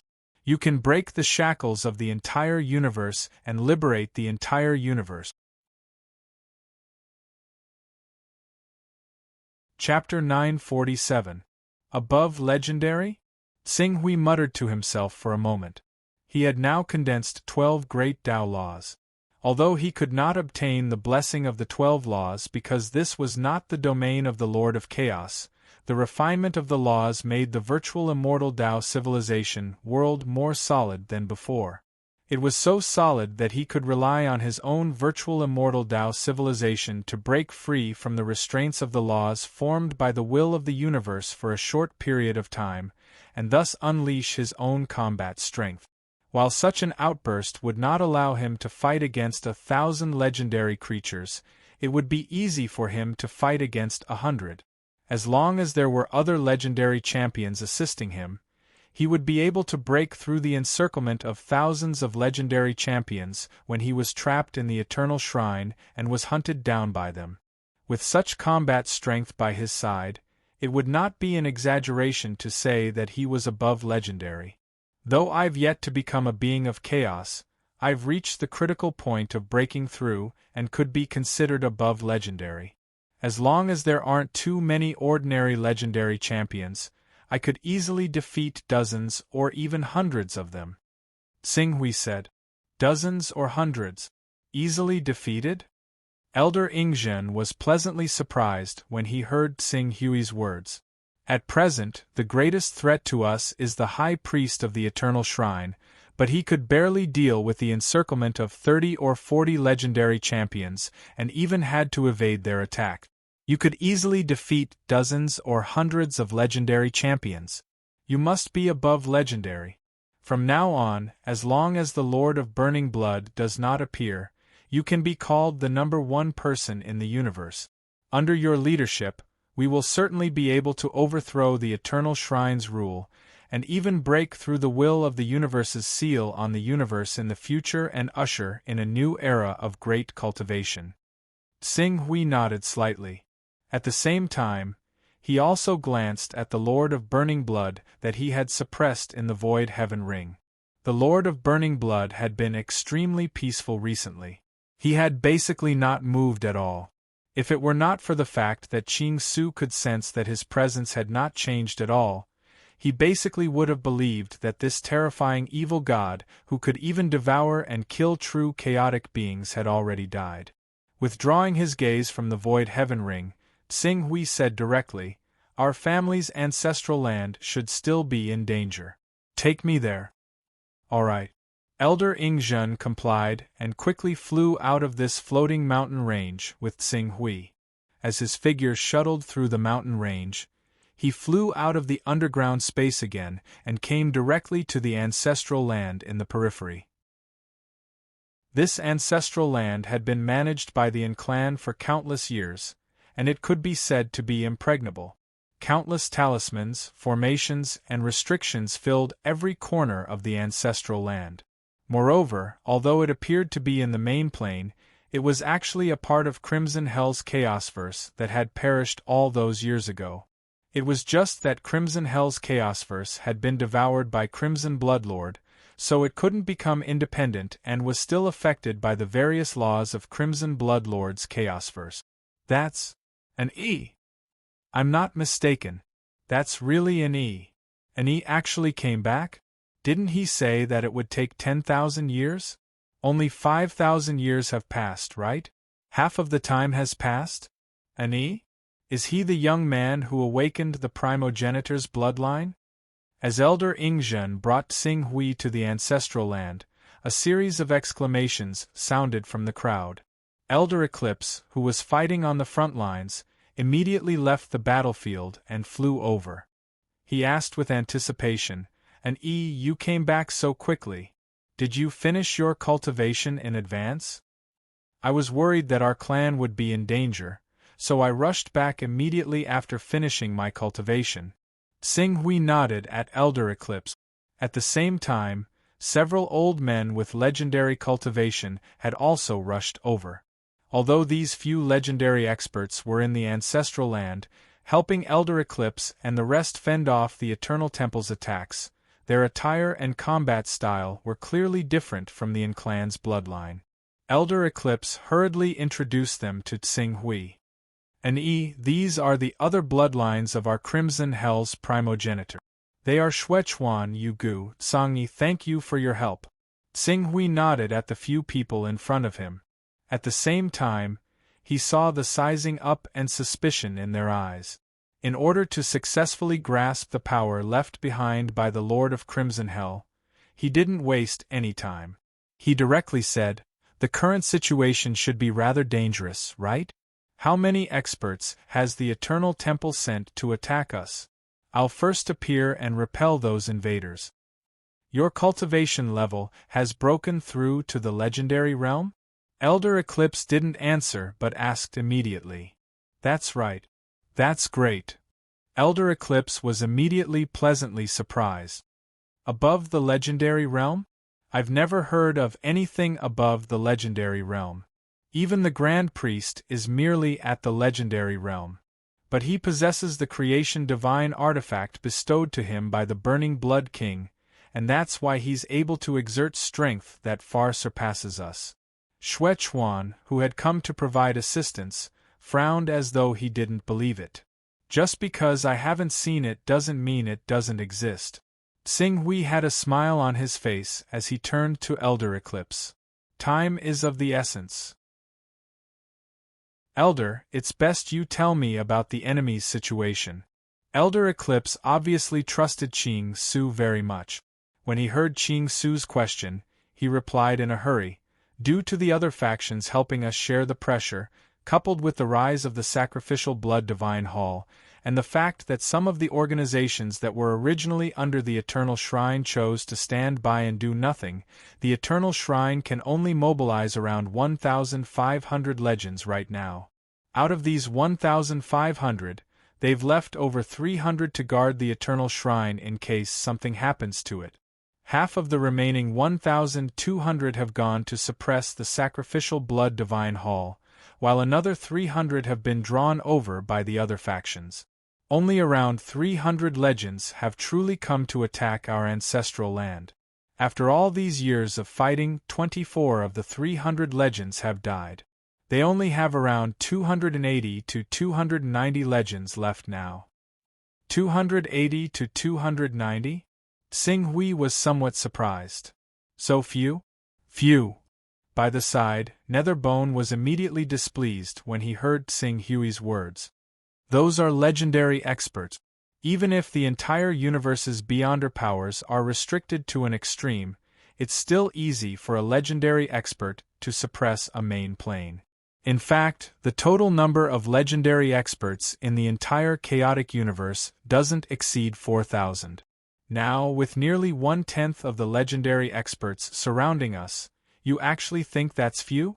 Tsing-Hui glanced at Netherbone and smiled faintly without replying. He knew that the best response to these legendary experts was to intimidate them with his powerful strength. If there are less than 300 left, then we can counterattack. Everyone, follow me. Let's defeat them.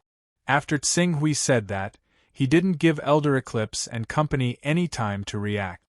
He transformed into a stream of light and charged out. Counterattack? Elder Eclipse was slightly taken aback as he hurriedly shouted, "No! We only have about 100 legendary experts on our side. How can we withstand the encirclement of nearly 300 legendary experts? Even with the help of the ancestral land's runes, restrictions, and arrays, we can barely hold on." Before Elder Eclipse could finish, he was interrupted by Elder Ingzhen.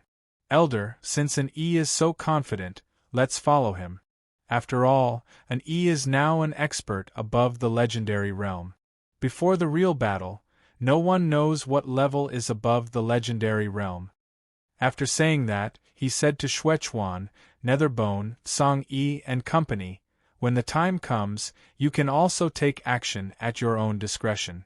If an E can't do anything to the 300 legendary experts outside, you can defend the ancestral land. If the strength an E displays is strong enough to defeat the 300 legendary experts, then I implore everyone to take action with us when the time comes. We'll be the last force to crush the other party and completely defeat these eternal shrine cultivators or even kill them. Of course, we're definitely not people who can't tell right from wrong. If an E really displays such ability, we'll definitely assist him with all our strength to destroy the eternal shrine and even the shackles and shackles that the universe will has placed on us." Shuechuan expressed his stance without hesitation. "All right, let's follow," Elder Ingzhen said as he quickly flew out. At this moment, outside the ancestral land, layers of flowing light were like shields that constantly cut the space outside. Every time the legendary elders of the infamily were in danger, this layer of flowing light would wrap them into another void, allowing them to leave the battlefield and give them a chance to catch their breath. At the same time, if any of the Eternal Shrine's legendary experts were alone, they would be wrapped up by this space and transported to a battle formation formed by 3 to 5 legendary experts. They would then use the power of these legendary experts to besiege and kill them. It was by relying on this strange space-dividing power that the infamily could hold on until now and even kill 24 experts from the Eternal Shrine. Tsing-Hui flew at full speed, as fast as a flowing light. In the blink of an eye, he had arrived at this void. His gaze paused for a moment in the void, and soon landed on a battle formation formed by more than 30 legendary powerhouses. He immediately said to Elder Wien, who was presiding over the ancestral land's formation, "Send me to that area." "Huh. And you're back? How's your cultivation? Now isn't the time to talk about this. Send me there," Tsing-Hui said. "There? No. There are a total of 34 legendary powerhouses there, and among them, there are 4 advanced legendary powerhouses and 1 peak legendary powerhouse. Their combat power is comparable to 60 legendary powerhouses. Even the High Priest of the Eternal Shrine would be in danger if he were to be surrounded by them. If I were to send you there, you would be courting death. They have the combat strength of 60 legendary experts. Since I've completed my cultivation, you naturally understand my current level. Send me there." Send him there. Furthermore, we will keep an eye on him. If there's any danger, we will immediately teleport in to rescue him. Elder Wien was still hesitating when a voice sounded. It was Elder Eclipse, Elder Ingzhen, and company who had followed closely behind. Elder Wien swept her gaze across Elder Eclipse and company. The weakest of the elders was a high-level legendary. If they were to take action in time, they would be able to rescue Tsing Hui even if he was in danger. With this in mind, she nodded and said to Tsing Hui, "Then be careful. I'll send you in now." Chapter 948. Swoosh. Space flickered. Tsing Hui's figure directly appeared among the 34 legendary life forms that belonged to the Eternal Shrine. Legendary powerhouses contained powerful life forces that interfered with the operation of the surrounding space. Therefore, when several legendary powerhouses gathered together, the Infamily's array was unable to separate them individually. As a result, the Infamily could only use space to trap the 34 legendary powerhouses, causing them to be trapped and unable to escape for a short period of time. However, the trapped legendary powerhouses naturally wouldn't sit still and wait for death. They attacked the space that had been cut out with all their might in a futile attempt to break it. These spaces were equivalent to the fragments of the chaotic universe left behind by the Lord of Scarlet Hell. Breaking one of the Infamily's foundations was a little less. Now, the Infamily didn't have much space left. The moment all the space shattered, the Infamily would be unable to withstand the Eternal Shrine's attack and be completely defeated. The lineup of 34 legendary powerhouses was so powerful that unless all the legendary powerhouses of the Infamily swarmed together, there was no way to defeat them. In fact, even if all the legendary powerhouses of the Infamily were teleported over, as long as the 34 legendary powerhouses took a defensive stance, the other legendary powerhouses without any checks and balances would naturally do their best to break through the space to reinforce them. When that time came, it would be unknown who would kill who. Under such circumstances, when Tsing Hui was teleported into the space that had been cut out alone, the 34 legendary powerhouses of the Eternal Shrine were stunned. One of them even blinked, thinking that he had seen wrongly. These traitors actually only teleported one person over? A member of the Eternal Shrine with a high-level legendary cultivation base said with a tone full of doubt. He even thought that there was a trap in the other party's actions. However, when the leader of the legendary powerhouses determined that there was only one person who had been teleported over, he ordered without hesitation, "Kill him." The other legendary beings who had received the order did not say anything else, charging towards the green ruins in an instant. When this scene landed in the eyes of Elder Eclipse, Elder Blood Chuan, Elder Wuyen, and the others who were at the periphery, their hearts were completely in their mouths. "Eclipse, keep an eye on them. Once E can't hold on, teleport us over immediately. Be careful of the interference of the life magnetic fields of those legendary powerhouses during battle." "I understand, Elder Eclipse nodded his head forcefully as he spoke. However, before he could finish his words, what happened next caused his voice to come to an abrupt halt in that isolated space. Tsing Hui met the 34 legendary champions who were lunging at him head-on. As the vague silhouette of an immortal civilization flashed over his body, the shackles imposed upon him by the entire universe seemed to be broken at once. The power of a legendary life form was no longer an upper limit on him, and with a single move, he condensed a beam of sword light, carrying a radiance that illuminated the void as it shot towards the fastest legendary champion. Before the legendary champion who had manifested his powerful body could react, the beam of sword light had already brushed past him. It was like using a soldering iron to melt snow. That legendary life form was annihilated on the spot, not leaving behind any aura as he was wiped out by Tsing Hui's sword light. After slaying a legendary champion, Tsing Hui's movements did not slow down at all. With a clench of his fist, the sword light that brushed past him shattered on the spot, exploding into countless tiny sword cheese. As the sword cheese surged, the 20-odd legendary powerhouses who were close behind were shot to death by the sword cheese. Some of them tried their best to counterattack, dispersing the sword cheese, but even more had their bodies pierced by the sword cheese, forming holes in their powerful legendary bodies. Upon seeing this scene, the leader of the legendary powerhouses, was alarmed and furious. He seemed to have unleashed some secret technique as he instantly appeared in front of Tsing Hui. With a roar, his legendary body manifested, and a thunderous blow that carried a force that caused the entire space to tremble violently struck at Tsing Hui. Die! It's useless. Jing Su struck out with both hands. He did not even draw the scarlet abyss sword. Instead, he used the projection of the world of immortals to break free from the restraints of the will of the universe, erupting with a flash that was even sharper than the strike of the legendary expert. The sword light whistled, even causing the space that had been cut to rapidly tear apart, forming fissures that spread and collided with the thunderous blow of the legendary powerhouse. At once, endless brilliance and sword cheese exploded at the same time, forming streaks of sword cheese that did not lose out to the full-powered blow of a legendary powerhouse. They shot in all directions, once again piercing a large number of holes in the bodies of several legendary powerhouses who were closest to them. The most unlucky one even had his head blown apart by the sword cheese, his spirit destroyed, and he died on the spot.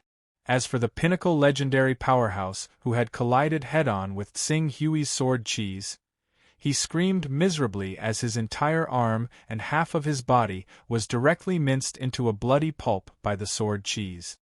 His eyes were filled with horror. You? How can your strength be so tyrannical? Tsing Hui did not bother to answer such meaningless questions. He clenched his hands, and streaks of sword cheese emerged from his body. They were the 49 great Tao precepts that formed the immortal civilization. At present, these 49 great Tao precepts formed 49 streaks of sword cheese, and under the guidance of the coalescence Great Tao, they formed a sword array that instantly surrounded the remaining legendary powerhouses and continuously minced them. After all, with the illusory world of immortal civilization holding up the restraints of the universe, his battle with these people was basically the same as cheating. These people's cultivation could only reach the legendary level at most. Even if they relied on some special techniques and secret techniques that allowed them to unleash power that was far beyond the legendary level, their strength was still limited to a certain range. It was like a game character with an upper limit of 1,000 points of attack. Even if you had more powerful skills that could double your lethality, your basic attributes were limited, and at best, you could only burst out with a damage of 2,000 points. However, Tsing Hui seemed to have broken the rules of this world. He was playing a private version of the game character, and the upper limit of the attack of the private version easily exceeded 10,000 points. Even if Tsing Hui could only use normal attacks and could not use any skills, the damage would still be at least 10,000 points. Under such circumstances, how could the two be compared?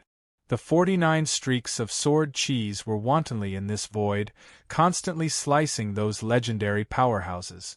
Even though these legendary powerhouses were all elites of the Eternal Shrine, and there were several high-level legendary powerhouses and one at the peak of the legendary level, they still could not escape from the numerous streaks of sword cheese.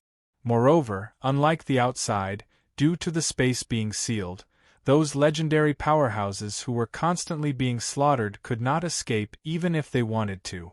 They could almost only watch themselves and their friends around them being annihilated by the 49 streaks of sword cheese. Despair and screams instantly filled the entire space. This is the power above the legendary level? Elder Eclipse, who was presiding over the formation in the ancestral land, could not help but widen his eyes when he saw Tsing Hui single-handedly killing the 34 legendary powerhouses of the Eternal Shrine. Oh my God! Among those 34 legendary powerhouses, there are several high-level legendary powerhouses and one at the peak of the legendary level. But under such circumstances, they can't even fight back. Is the realm above the legendary level so powerful? An E. Is this the power that an E was given after awakening the bloodline of the ancestor? With such power, why would our Scarlet Hell still need to hide from the Eternal Shrine's pursuit? Legendary powerhouses? So what if they are legendary powerhouses? Under Lord and Yi's leadership, we can kill as many as they come. The other legendary powerhouses who had witnessed this shocking scene with their own eyes were also excited. Xuechuan, Yugu, Tsang-yi, and the other legendary powerhouses looked at each other and saw the shame in each other's eyes. But the next moment, they seemed to have thought of something and said at the same time, "This is a once-in-a-lifetime opportunity. Since Lord and Yi is so powerful, it won't be difficult for him to keep all these lackeys of the Eternal Shrine here.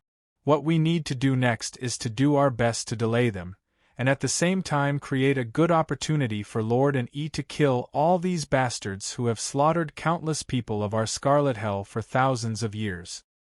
Yes, create an opportunity for Lord and Yi to stop them. This is our ancestral land, our battlefield. Once they enter, they can forget about escaping. As long as we can buy time for Lord and Yi, these 280 legendary powerhouses will be wiped out in one fell swoop. The Eternal Shrine will be greatly weakened by such a tragic loss, which will pave the way for us to defeat the Eternal Shrine in the future. Quick, summon all the resting legendary elders. It's time for us to fight back. Now, it's time for these lackeys of the Eternal Shrine to pay the price for what they have done all these years." The legendary powerhouses who came to their senses shouted excitedly. Without needing anyone to make arrangements, they quickly rushed into the severed space in groups of 3 to 5 to prevent the trapped legendary powerhouses of the Eternal Shrine from breaking through the severed space and escaping from the ancestral land. In fact, many legendary powerhouses of the Eternal Shrine were shocked when they saw that a squadron led by a top legendary powerhouse on their side had been wiped out by Tsing-Hui alone. The Scarlet Hell has such a powerhouse? Retreat. Let's retreat. No wonder the Scarlet Hell has been so active all these years. Such an unforeseen event has happened. Immediately report this matter to the High Priest. Damn it, break the space. Let's meet up and retreat at full speed. Amidst the shouts, Tsing-Hui had already killed all the 34 legendary powerhouses in the severed space. After killing the 34 legendary powerhouses, Tsing-Hui waved at Elder Eclipse without hesitation. After receiving Tsing-Hui's signal, Elder Eclipse carefully sized up Tsing-Hui. Seeing that he didn't seem to be injured or exhausted, he immediately activated the array of the ancestral land again and sent him into another space where 29 legendary powerhouses of the Eternal Shrine were. Immediately, a one-sided massacre began again. The battle lasted for an entire day.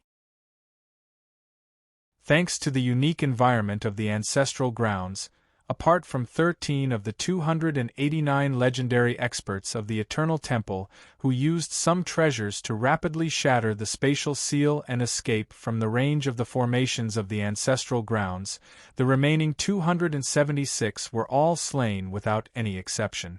Out of the 276 legendary experts, a total of 261 had died to Qing Su's hands. In other words, the number of enemies killed by the Lord of Scarlet Hell's legendary powerhouses was not more than 15, which was less than 1/17 of Tsing-Hui's.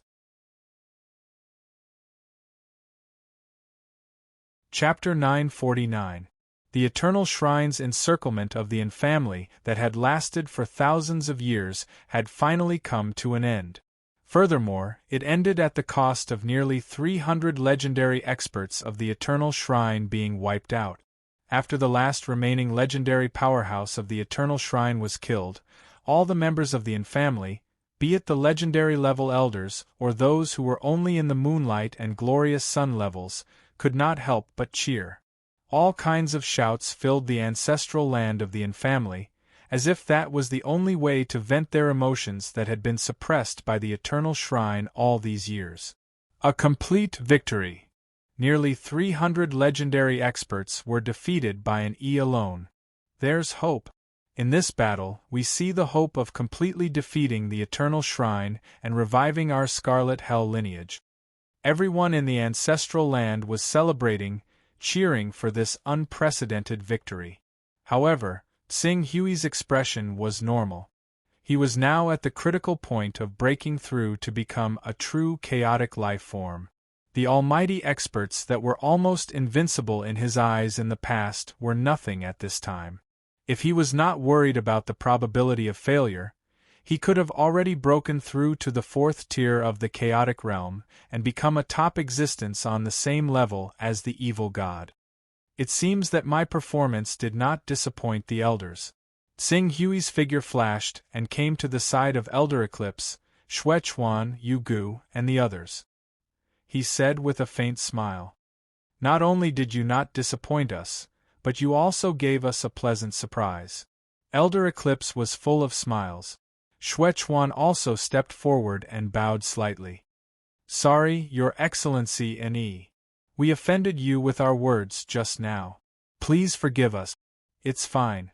You did not understand the state I was in at that time, so I can understand why you said that. Sing Hui responded. At the same time, he said, now, everyone should have no more questions about us overthrowing the Eternal Shrine, and even defeating the will of the universe and breaking the shackles on us, right? No. Xuechuan said. We will summon all the legendary elders of the other lineages and gather all our forces together. Then, we will follow Your Excellency Ne to counterattack the Eternal Shrine. I believe that under Your Excellency Ye's leadership, we will definitely achieve the final victory in this counterattack. I will also actively contact the Sacrificial Blood Temple. Eclipse Elder said, I will spread the news of our battle and let the people of Sacrificial Blood Temple understand the strength of our Scarlet Hell lineage.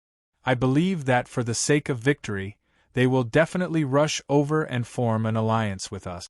With the help of the people of Sacrificial Blood Temple, our chances of defeating the Eternal Shrine will increase. Sing Hui nodded. Everyone, there's no time to lose. I think it's best to take care of these matters as soon as possible. After all, apart from the Eternal Shrine and the universe accident, we still have another greatest enemy, and that is the Lord of Searing Blood, who rules over the entire Chaosverse. Although we speculate that the Lord of Searing Blood should have died in the invasion of that unknown Chaosverse, no one can be sure that this information is true until we see his corpse. Therefore, the sooner we carry out our plan, the better. It's best if we break the shackles imposed on this Chaosverse by the will of the universe and have one of us break through to become a true Chaos life form. Only then will we have a chance to survive in front of the Lord of Searing Blood. Eclipse Elder and the others nodded solemnly when they heard Sing Hui's words. The Lord of Searing Blood was their greatest enemy. I understand. We'll do it right away. Your Excellency Ne, the upcoming battle will depend on you. Therefore, you should go and rest. Leave the trivial matters to us. That's right, Your Excellency Ne. You are our anchor. As long as you can maintain your peak state and attack at all times, I believe that we will never lose. Everyone shouted in agreement. Then I'll have to trouble you. Sing Hui did not stand on ceremony. He could not be bothered to spend time on trivial matters. Otherwise, he would not have wasted time gaining the family's trust. After Xuechuan, Netherbone, and the others left, and even Eclipse Elder left his instructions, Sing Hui spoke again. He called out to Elder Ingzhen, who presided over the ancestral land. Elder, we have inherited the lineage of the mighty Scarlet Hell Patriarch. As a Chaos life form, I wonder if the mighty Scarlet Hell Patriarch left behind any precious treasures for our descendants before his slumber that would allow us to deal with the Lord of Searing Blood one day? Did he leave behind any precious treasures before his slumber? Elder Ingzhen frowned before shaking his head regretfully. If there were such treasures, we would have used them long ago. We wouldn't have waited until now. Nothing. Sing Hui sighed inwardly. According to the family, the Lord of Scarlet Hell had once been fortunate enough to see a true eternal life form. Furthermore, he had received guidance from that eternal life form. As for eternal, eternal was the ultimate realm that the Lord of Chaos, Master of Gods, and Master of Time pursued all their lives. It was the end of the cultivation path, the final destination of all supreme life forms. Even the slightest thing left behind by such a supreme existence would be of great help to any practitioner who had not reached the eternal realm. This kind of help would even come in handy when he fought against the Lord of Chaos, the Lord of Time, and the Lord of Gods in the future. However, unfortunately, just as Tsing Hui expressed his regret, Elder Ingzhen seemed to have thought of something. He suddenly said, "It seems like he might have left something behind, huh?" A glint flashed in Tsing Hui's eyes as he hurriedly asked, "What did he leave behind?" "A divine artifact. A supreme treasure with the power of prophecy." "Prophecy?" "Yes, prophecy." Elder Ingzhen nodded heavily. "That supreme treasure is an existence similar to a crystal ball. From time to time, a river of stars would flow through it. Every time the river of stars flowed, some strange information and images would burst out from it. We can't analyze these images. It's only when something happens in reality one day that the information and images will suddenly become clear and be grasped by us. What's recorded inside is actually that major event that happened. Information and images that can't be analyzed." Tsing Hui suddenly felt that this statement was very familiar. Although that treasure has the power of prophecy, it's always a hindsight. It's only when something happens that the image and information can be analyzed by us. It was like this when the Bu family of the Scarlet Hell's primogenitor line was destroyed. It was like this when the supreme legend Simon, who had the greatest hope of breaking the shackles, fell. It was the same even in the Battle of Herrick. Although many families have spent a lot of energy to study this supreme treasure and decipher its mysteries, there hasn't been any progress in 3 million years. Today, apart from a few elders who are still studying that treasure, most people have already completely given up on it. "Can you take me to see that treasure?" "Of course." Elder Ingzhen smiled. "Now you're about to lead our Scarlet Hell's many branch families to counterattack the Eternal Shrine. There's an 80 to 90% chance that you'll be elected as the commander of our Scarlet Hell's branch. We'll do our best to satisfy any of your requests as long as they don't infringe on the interests of our Scarlet Hell's branch." Tsing Hui nodded slightly. The Yin family and the others' attitude didn't waste his previous efforts on them. Under Ingzhen's lead, Tsing Hui quickly arrived at a courtyard in the depths of the ancestral land. An elder originally lived in this courtyard, studying the crystal ball-like treasure. However, the ancestral land had encountered a crisis not long ago, so as an elder, he naturally had to go and kill the enemy. As a result, there were only a few Star Radiance stage juniors in the courtyard. Ingzhen said something to those juniors and directly came to a room in the side courtyard. Very soon, he took out the crystal ball-like treasure from inside. "It's this item," Elder Ingzhen said. Tsing Hui looked at the crystal ball in front of him. Very soon, a hint of surprise appeared on his face. Although the crystal ball was right in front of him, he could see it and even touch it, but Tsing Hui didn't sense it as if it didn't exist. If it weren't for the fact that Tsing Hui used the changes in the airflow and the slight changes caused by the compression of space, he wouldn't have been able to tell that it was a sphere. After a while, Tsing Hui seemed to have thought of something. He suddenly said, "Eternity substance?" "That's right, eternity substance." Elder Ingzhen nodded. "This crystal ball is no different from an ordinary crystal ball when it doesn't reveal the Milky Way. When we first discovered this item, if it weren't for the fact that it was eternity substance, I'm afraid that we would have already abandoned it. In that case, we naturally wouldn't have been able to detect the mystical nature of this treasure." At this point, he paused slightly and laughed bitterly. "Of course, it's true that this item is mystical, but whether it can be considered a treasure or not is still unknown." Tsing Hui stared at the crystal ball for a while and asked, "Approximately how long does it take for the Milky Way image to flash?" "This is impossible to determine. Sometimes it flashes several times a day, and sometimes it doesn't even flash for several years. The elders have studied it for several million years, but they haven't found any pattern. There's no pattern? Tsing Hui held the crystal ball that was about the size of a soccer ball in his hands and carefully sized it up. After a while, he asked again, "Can you give this item to me?" Elder Ingzhen hesitated for a moment, but he quickly agreed. "This item is currently being studied by the elders. Moreover, I believe that after so many years without any results, they should be about to give up. Since you need it, you can directly take it. When the time comes, I will properly discuss it with the elders. I believe that they will be able to understand." "Many thanks." Tsing Hui nodded. Although he currently didn't understand what was so mystical about this item, its eternity substance alone could be considered precious. It had to be known that eternity substance was more precious than the material of a good fortune divine tool. Even if he ultimately couldn't figure out the use of this treasure, he could at most let the Scarlet Abyss sword swallow and refine it. It would still be of great benefit to the Scarlet Abyss sword's evolution.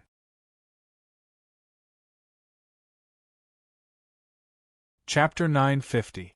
3 days passed by quickly. After 3 days of rest, the people of the Yin family had not only recovered their strength, but they also passed the news to the other branches of the Lord of Scarlet Hell. They even formed an alliance with the Shrine of Sacrificial Blood. The 3 forces agreed to attack the Eternal Shrine from 3 directions at the same time. They would use 100 years to remove all the branches of the Eternal Shrine that were built in the various main planes. After 100 years, they would meet at the periphery of the Eternal Shrine and launch the final attack on the Eternal Shrine. During this operation, there would be people who would pay attention to the dispatch of the members of the Eternal Shrine.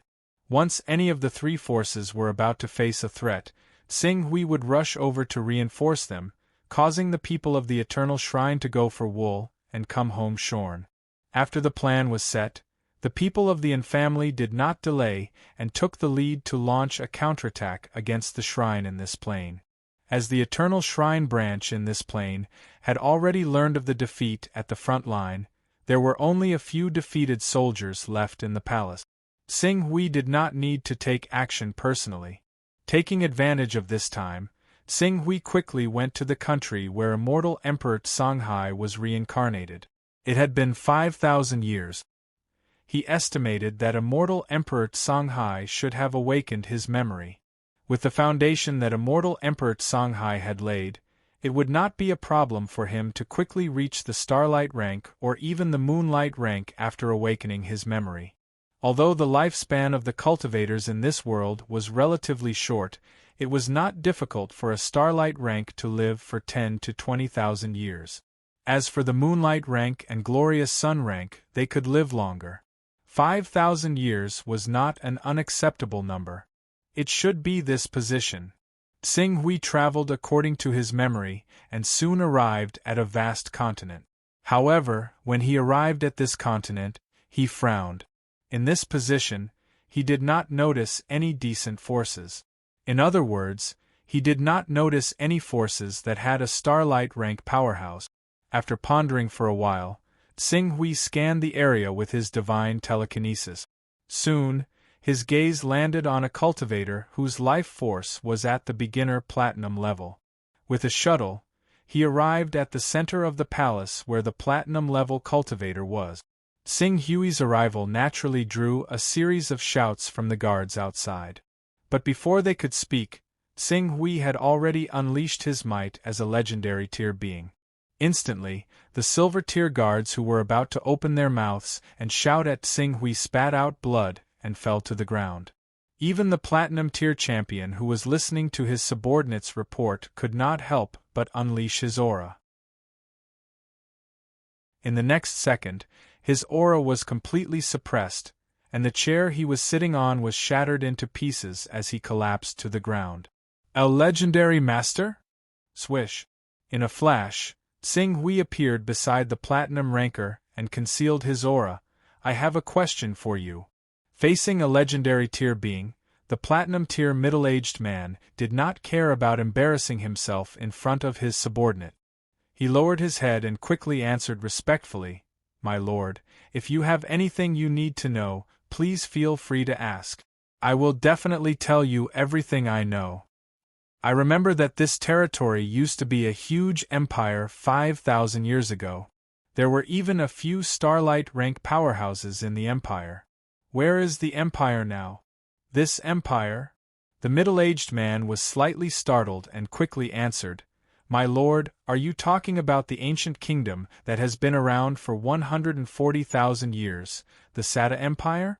The Sata Empire had already left this realm 4,800 years ago and went to other realms. Left? Why did they leave? This is because of the war between the Great Eternal Shrine and the hidden top force, the Infamily. As the middle-aged man spoke, he stole a glance at Tsing Hui. He could not tell if Tsing Hui represented the Infamily or the Eternal Shrine, but he still said carefully and respectfully, "The Eternal Shrine is the ruler of all realms, but there are also dozens of legendary tier powerhouses hidden in the Infamily.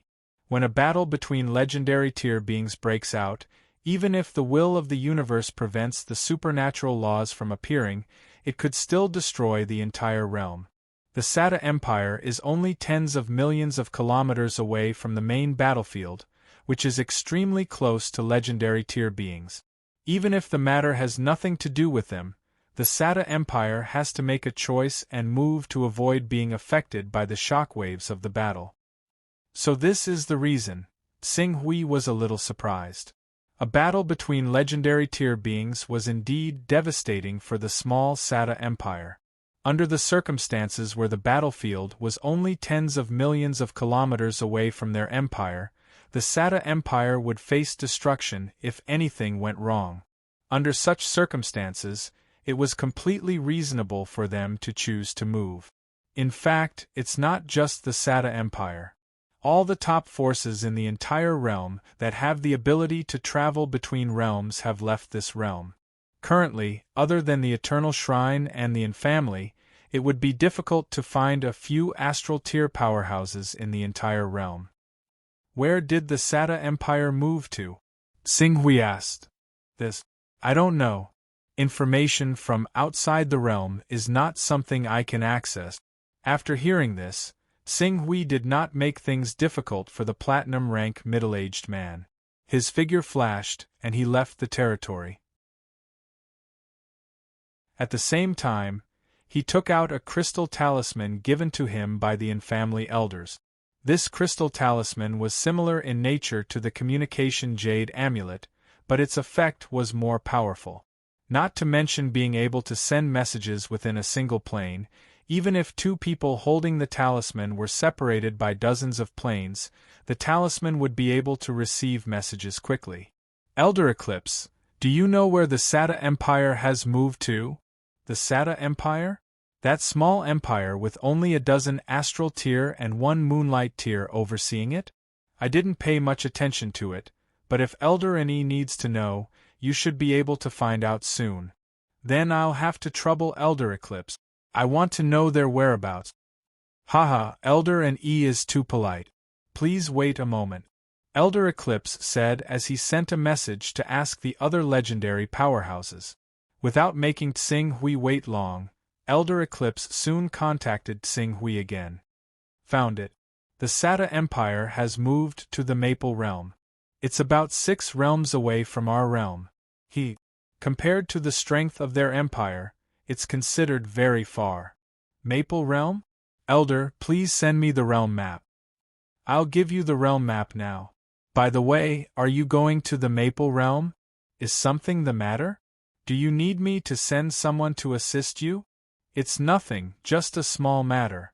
It'll be done soon." "Alright, you have to be careful. As news of this battle spreads, the Eternal Temple will definitely think of ways to target you. Don't fall into their trap." "I understand. However, it'll take at least 3 to 5 years for the news to spread and for the Eternal Temple to react. I'll be back from the Maple Realm in 3 to 5 years. Haha, I'm just reminding you. Just be careful. If the Eternal Temple really mobilizes a large number of legendary powerhouses, we'll be the first to notice and inform you. Sing Hui nodded and ended the communication with Elder Eclipse. Then, he tore through the planar barrier and headed for the Maple Realm. The chaotic universe of the Burning Blood Lord was different from the territory of the Lord of Chaos. The planes of the Burning Blood Lord's chaotic universe were very close to each other. Some planes even overlap. Because of the close distance, there were naturally many connections.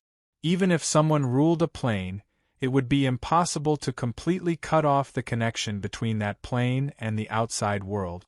This was because one simply didn't know when their plane would come into contact with other planes and create a new plane channel. Sing Hui shuttled through these planes. As a powerhouse above the legendary realm, he tore through the planar barrier and returned to the plane at a very fast speed. It took him less than half a year to arrive at the Maple Realm. The Maple Realm was a large plane that was a dozen times larger than the one the family was in. Its area could be considered powerful among the many primary planes in the chaotic universe.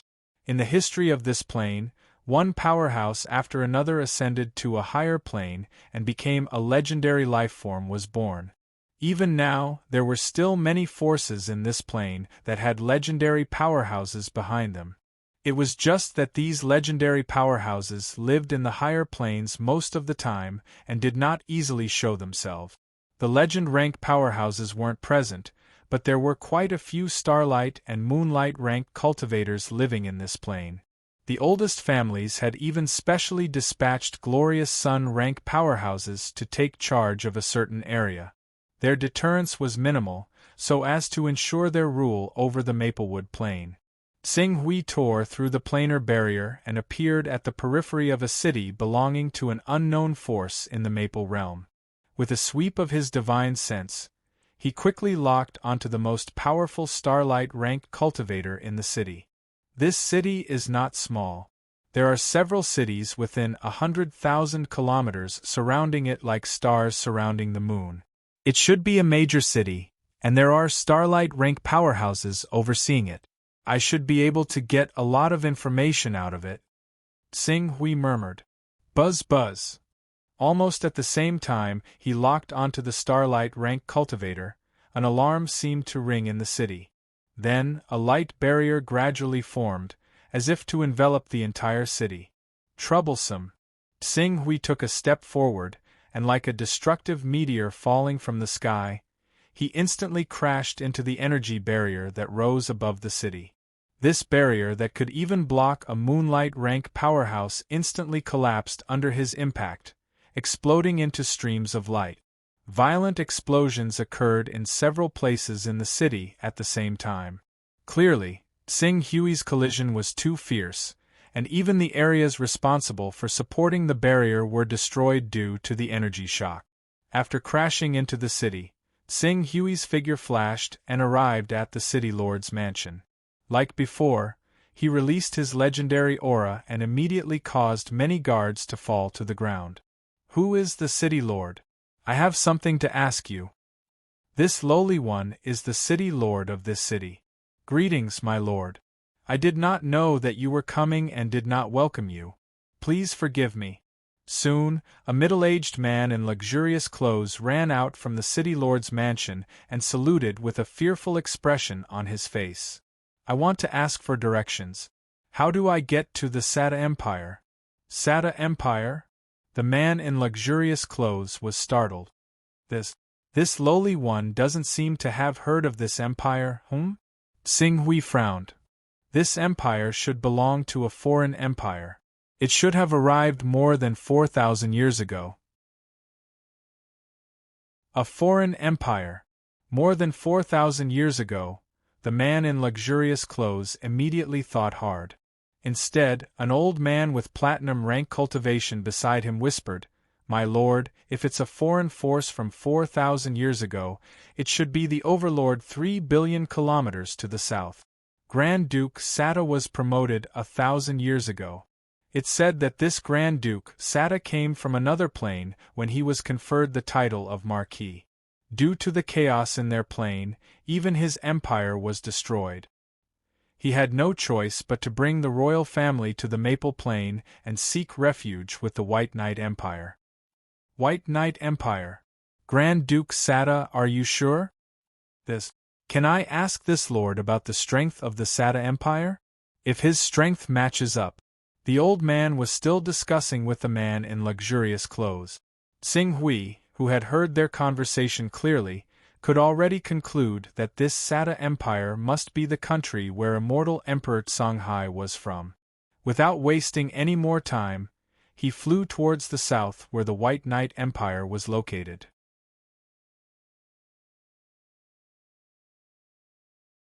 Chapter 951. The White Knight Empire was one of the top forces in the Maplewood Plain that had a legendary powerhouse as their backer.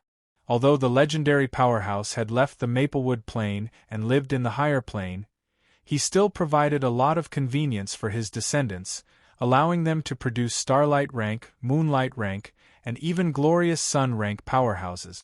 At present, in the entire White Knight Empire, there were more than a dozen Glorious Sun rank powerhouses in the royal family.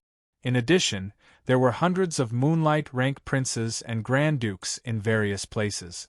The White Knight Empire's power was like the sun in the sky. Except for a few other forces with legendary powerhouses as their backers, they could do whatever they wanted in the Maplewood Plain. The Empire's prosperity naturally brought about a vast territory. In addition, the Maplewood continent itself was huge, so the Empire's area reached an astonishing hundreds of billions of square kilometers. As a Grand Duke-level force under the White Knight Empire, the Sada Empire was also infested with a large area. The area it was infested was even larger than the territory occupied by the Sada Empire in the past. However, for a foreigner from the Sada Empire to be able to receive such a generous reward, it was not because of the Moonlight rank retired emperor of the Sada Empire. Instead, it was because of the chosen prince, Saya, who had risen to power in the past few thousand years. Tsing Hui was sitting in a tavern in a city in the Sada Duchy. His divine sense had already covered the entire city. By constantly listening to the conversations of these people, he quickly came up with a plan.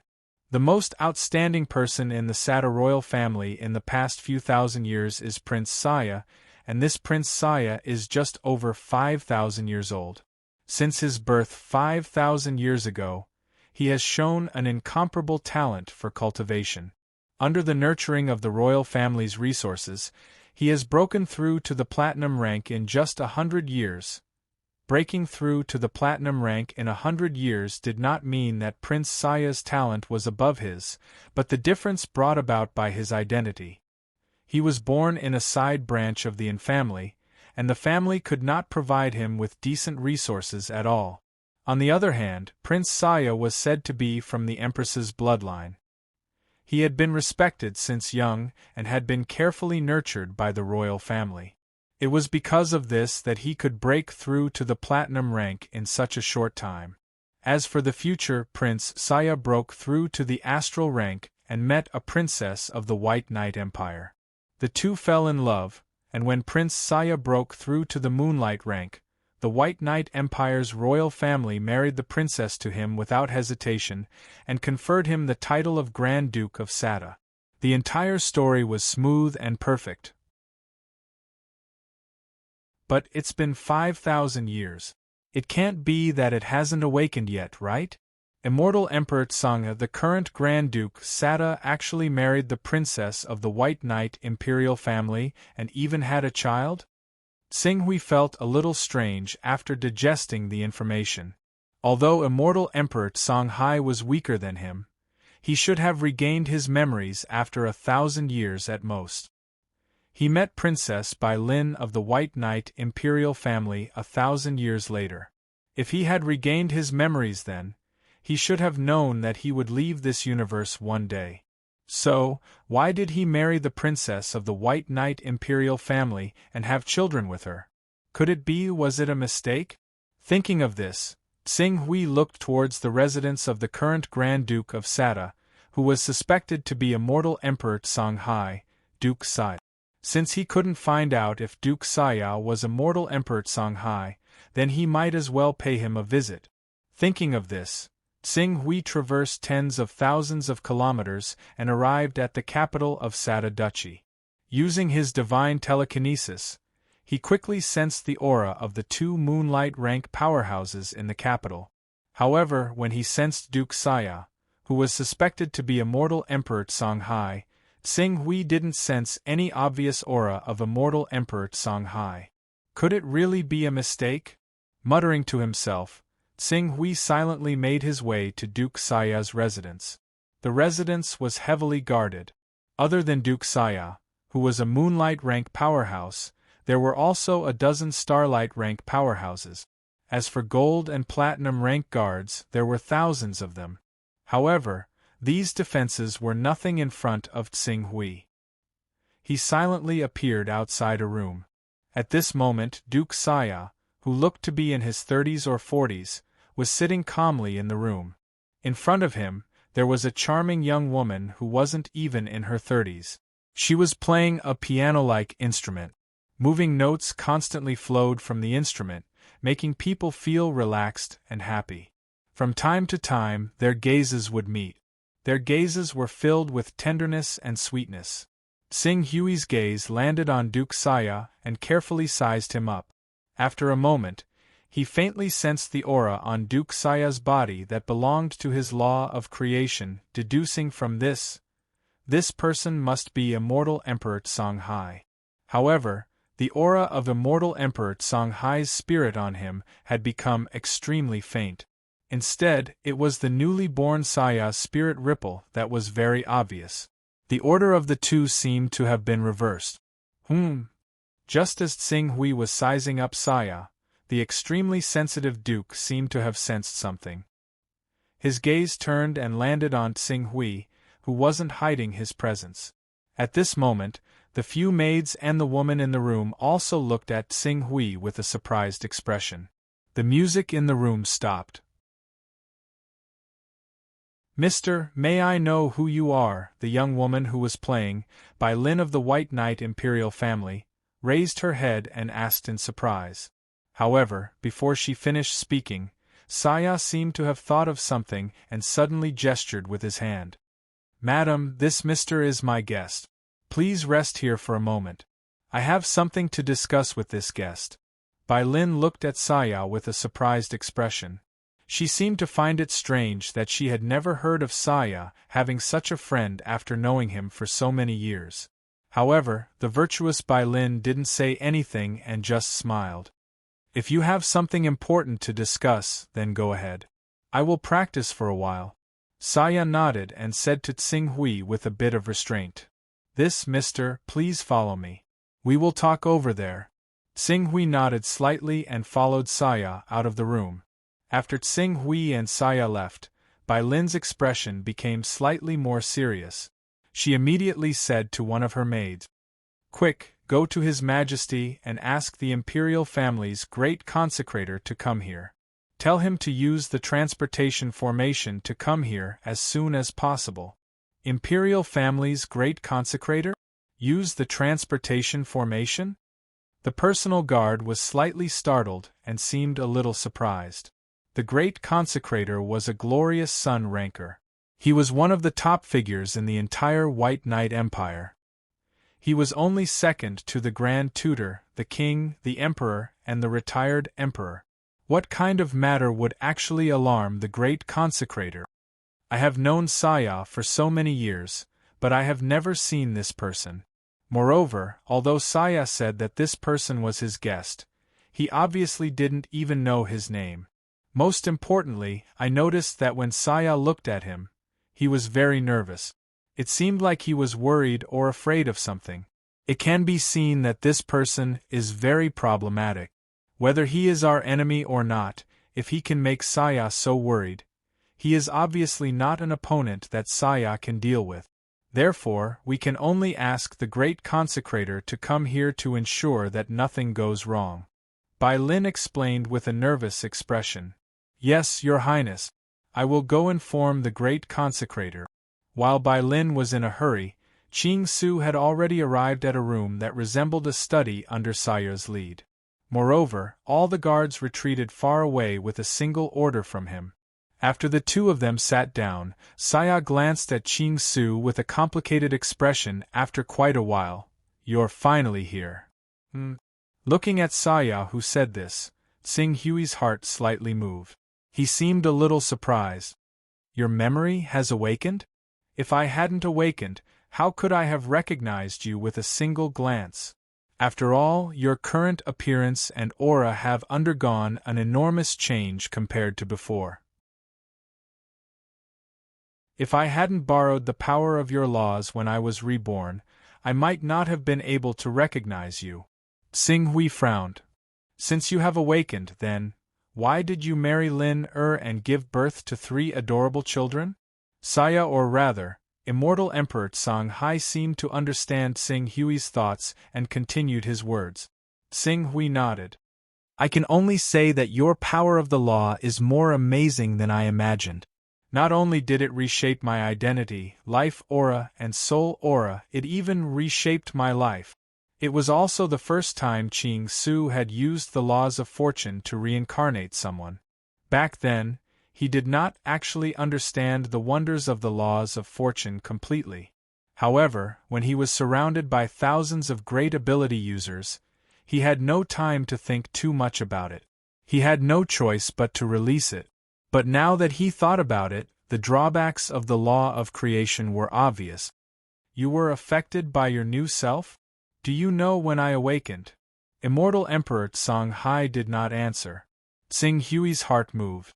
Could it be? That's right, it was 1,000 years ago. 1,000 years ago? Tsing Hui's heart trembled. You took 4,000 years to awaken? However, he quickly thought of himself. He originally thought that his reincarnation would not require him to awaken. But in reality, it still took him 100 years. He originally thought that it was because he had split his soul at the last moment and used an avatar mixed with the law fragment of the Burning Blood Lord to attract the will of the universe. Now it seemed that the burden brought by the law of creation also had an impact. During the 100 years that he had not awakened, his subconscious controlled his body. This subconscious was gradually awakening, forming a new consciousness that began to absorb his original consciousness. However, his original consciousness was extremely powerful. Coupled with the fact that he had awakened earlier, he had absorbed and refined the new consciousness in one fell swoop before it matured. He did not feel anything strange during the entire process. However, Immortal Emperor Tsang Hai was different. Immortal Emperor Tsang Hai was only an immortal emperor and did not have much resistance in the face of his own law of creation. In addition, his subconscious had given birth to a new consciousness early on. This new consciousness had most likely absorbed Immortal Emperor Tsang Hai's original consciousness. Under such circumstances, although this consciousness could still be called Immortal Emperor Tsang Hai and had all of Immortal Emperor Tsang Hai's experiences and memories, it had lived for 4,000 years and given birth to a new personality. It was completely different from the original Immortal Emperor Tsang Hai. "I think my current life is very good. Therefore, Lord Tsing Hui, please forgive me for not being able to follow you back to the Immortal Tao civilization."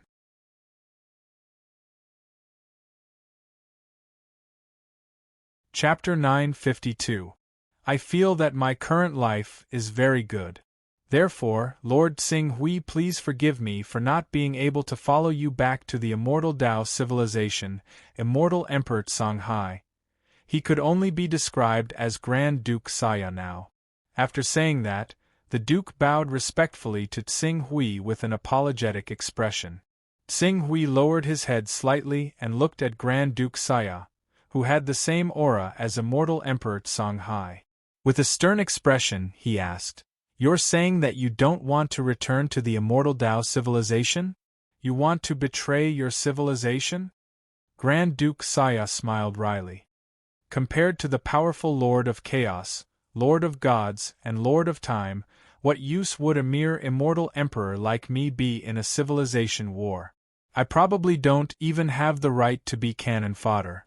Any great ability cultivator can kill me easily.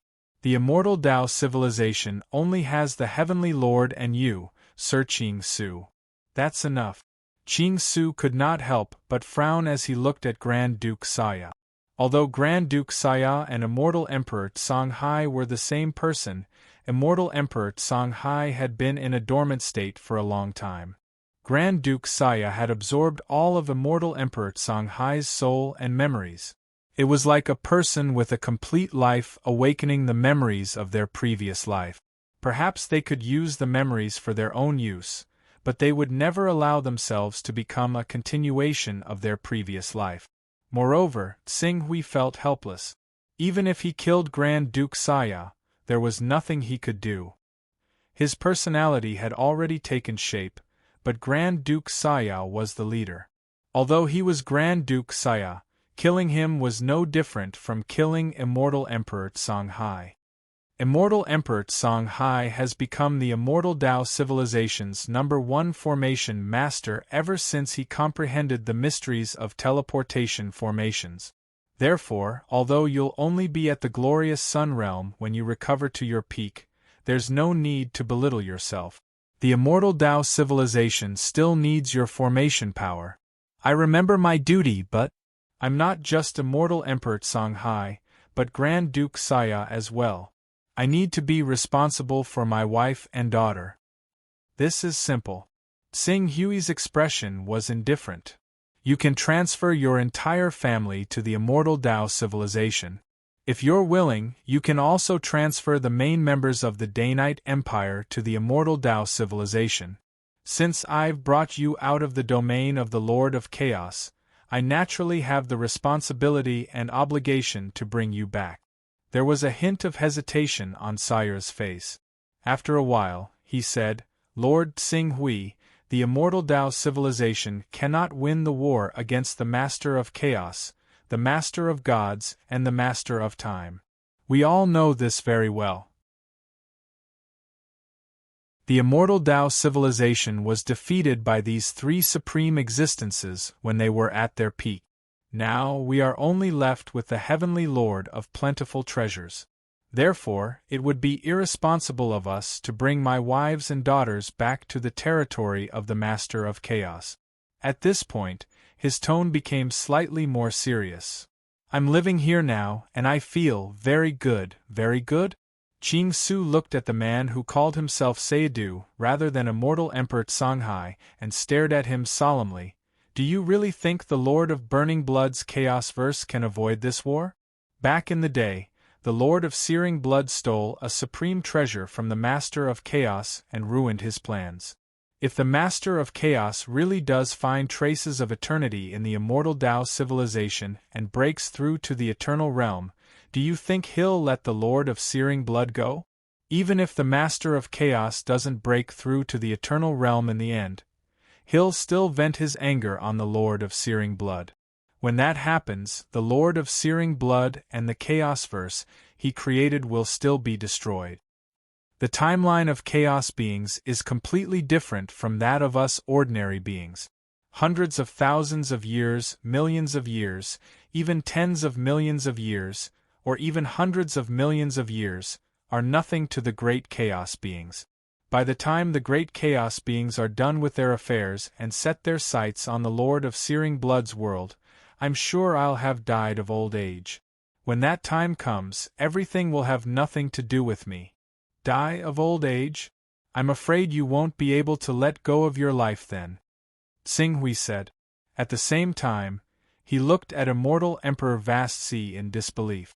This scene was even more unacceptable to him than if Immortal Emperor Vast Sea hadn't awakened in the end.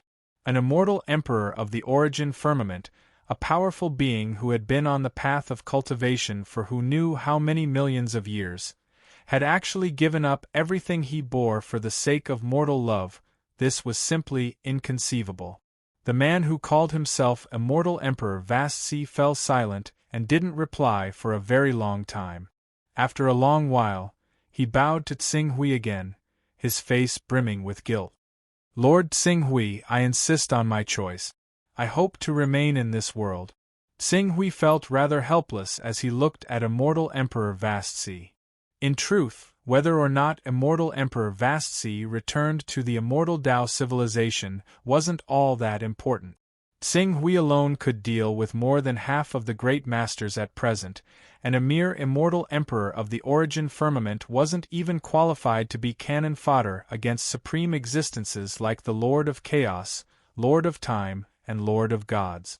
In this situation, it really didn't matter if Immortal Emperor Vast Sea returned to the Immortal Tao civilization or not.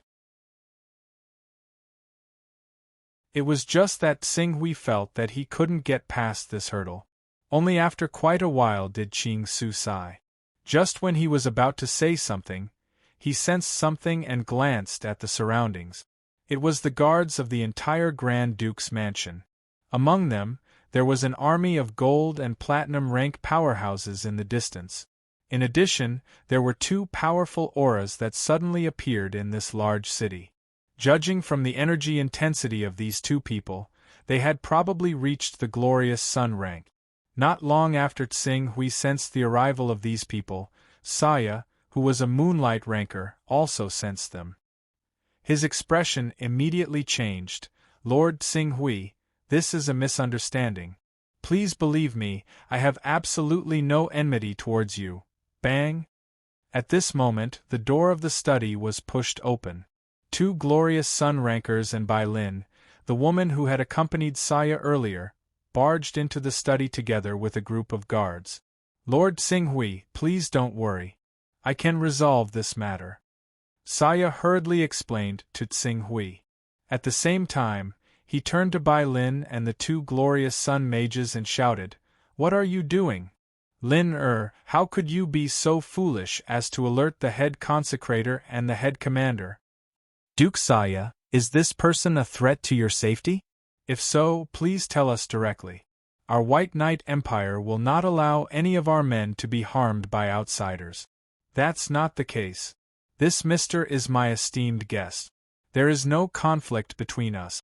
You've misunderstood," Saya hurriedly explained. He was very clear that the man in front of him was a terrifying existence that could kill his way out of the encirclement of thousands of legend-rank powerhouses of the Eternal Shrine alone. Any memory of Tsing Hui that Immortal Emperor Tsang Hai had regarding him clearly showed how powerful Tsing Hui was. Not to mention the two glorious sun rankers and the head commander, even if the great backer of the White Knight Empire, that legend-rank powerhouse, came in person, he would be easily killed if he angered Tsing Hui. "Duke Saya, are you being threatened by them? Please tell us clearly. I believe that our White Knight Empire has the ability to protect any noble," the glorious Sun Ranker's head commander said in a deep voice. His words carried a kind of confidence. "I'm really not. Esteemed head consecrator and head commander, please don't worry. I'm really fine. This mister is my esteemed guest, and has no hostility toward me," Saya hurriedly explained. "Saya, I've known you for so many years. I know you very well. This person in front of you is definitely not your friend. When you saw him, you were very nervous and even frightened. I can't be wrong about this." Bai Lin's tone was very firm. "It's not like that. Lin Rai, Tsang Hai, from now on, do you plan to stay with a group of frogs at the bottom of a well? Abandoning your responsibilities, abandoning your original appearance, and deceiving yourself and others to live this kind of stable and peaceful life that you thought to be? But in fact, you should know better than me that this world is far crueler than what you see in front of you. Take your current happy life as an example. Once your kingdom offends a powerful opponent, it will be wiped out with a wave of the hand. At that time, your so-called future, everything you cherish, will also vanish like smoke and turn into bubbles. So, is this really what you want? Do you really want to weave a false dream for yourself? Tsing Hui on the side said indifferently. Lord Tsing Hui, Saya said with a solemn expression, regardless of whether my so-called life is a dream that I weave, regardless of what kind of disaster I will encounter in the future, since I have made this choice, I am prepared to bear the consequences that I may face. Who are you? What do you want to do to Saya? Saya is the Duke of the White Knight Empire, and I am the Princess of the White Knight Empire. If you... Bai Lin heard Xing Hui's unfriendly words and immediately stepped forward to reprimand Xing Hui. Noisy! However, before she could finish her words, Xing Hui had already snorted coldly and slapped at Bai Lin. However, before Xing Hui's attack landed on Bai Lin, Saya had already stepped in front of Bai Lin. Xing Hui's palm landed on Saya's body, causing his body to shake, and he couldn't help but take 3 steps back. Saya. Duke Saya. Lin don't be rude. This mister is a top legend rank expert. Saya was afraid that Bai Lin and the others' actions would anger Xing Hui again, so he hurriedly shouted. Top legend rank expert? The expressions of the 2 glorious Sun rankers who were originally furious froze, and their actions of stepping forward to stop Yi Shiwen froze on the spot. Legend rank experts were also divided into ordinary, high, top, and strongest. Although the White Knight Empire had a legend rank expert as their backer, he was just an ordinary legend. Not to mention a top legend rank expert, even a high legend rank expert wouldn't dare to provoke him. And this young man in front of them was actually a top legend rank creature? You'd rather stand in front of me than return? Xing Hui looked at Saya and sighed in his heart. Lord Xing Hui, I've disappointed you. Saya lowered his head guiltily. Xing Hui was silent. After a while, he said, It won't be long before a huge catastrophe occurs in the entire chaotic universe. I will lead the Lord of Red Hell and the Sacrificial Blood Shrine to overthrow the rule of the Eternal Shrine and further kill the will of the universe.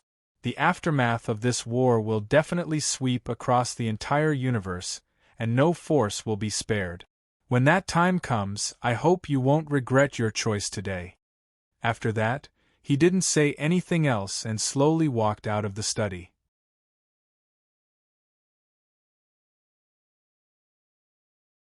Chapter 953. Husband Bai Lin walked to Saya's side and said in surprise, That man, is he really a top legend? Saya saw Xing Hui leave and heaved a sigh of relief. Hearing Bai Lin's question, he nodded slightly. Lord Xing Hui is the most powerful legend I have ever seen. In fact, there was one more thing he did not add, which was that even the high priest of the Eternal Temple was no match for Xing Hui.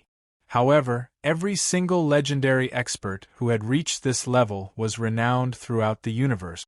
They were known and revered by everyone, and there was clearly no such figure as Qing Su among them. If he forced it out, it might even arouse the suspicion of others and lead to even more unnecessary misunderstandings. Since it concerns a legendary champion, this is no small matter.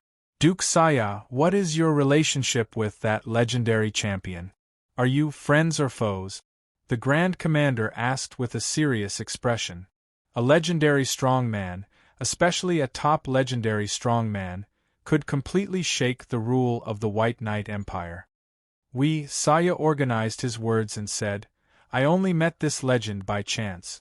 Due to my talent in formations, he needed my help in some areas and we became good friends. This time, he came to invite me to explore a dangerous place. However, that place was already dangerous for him and even more so for me. In the White Knight Empire, I am already living a good life. For Lin, and my 3 children, I can't put myself in that kind of dangerous place. So, I can only choose to reject him. He needs your help in formations, the Grand Commander nodded in realization. Duke Saya's talent in the field of formations had been revealed early on. It could be said that the reason why Saya's group from another plane could be conferred the title of Duke was because of his marriage to the princess. Another reason was that he had cultivated moonshine at a young age, and the most important reason was because of his talent in formations. Naturally, the White Knight Empire would try their best to rope in such talented cultivators. If it wasn't for the fact that Saya's group had only been in the White Knight Empire for a short period of time, it wouldn't be difficult for them to be crowned as kings in the future. After understanding the cause and effect of the matter, the Grand Commander hesitated for a moment and said, Duke Saya, although this request is unreasonable, but if that lord is really a peak legend like you said, then his influence must be far beyond our imagination. You should understand that our White Knight Empire is currently at war with the Sunrise Empire, and an all-out war could break out at any time.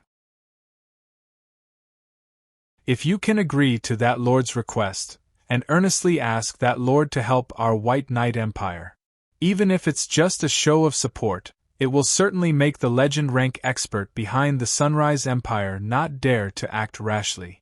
At that time, we will be able to make a big move, defeat the Sunrise Empire, and establish our White Knight Empire as the overlord of the Maplewood continent. You want me to agree to that lord's request? Saya looked at the Grand Commander in front of him in disbelief. I know this is a bit presumptuous, and it may put Duke Saya in danger, but, for the sake of the Empire's victory, there must be someone who understands the difficulties and steps forward. Saya looked at the Grand Commander and said in a deep voice, Grand Commander should understand how dangerous it is for a mere moonshine rank to get involved in the plans of a peak legend rank expert. That place can't even guarantee that lord, a peak legend, can escape unscathed. He might even die, let alone a mere moonshine rank like me. Therefore, if I really get involved in this matter, the probability of me returning safely is at most a sliver.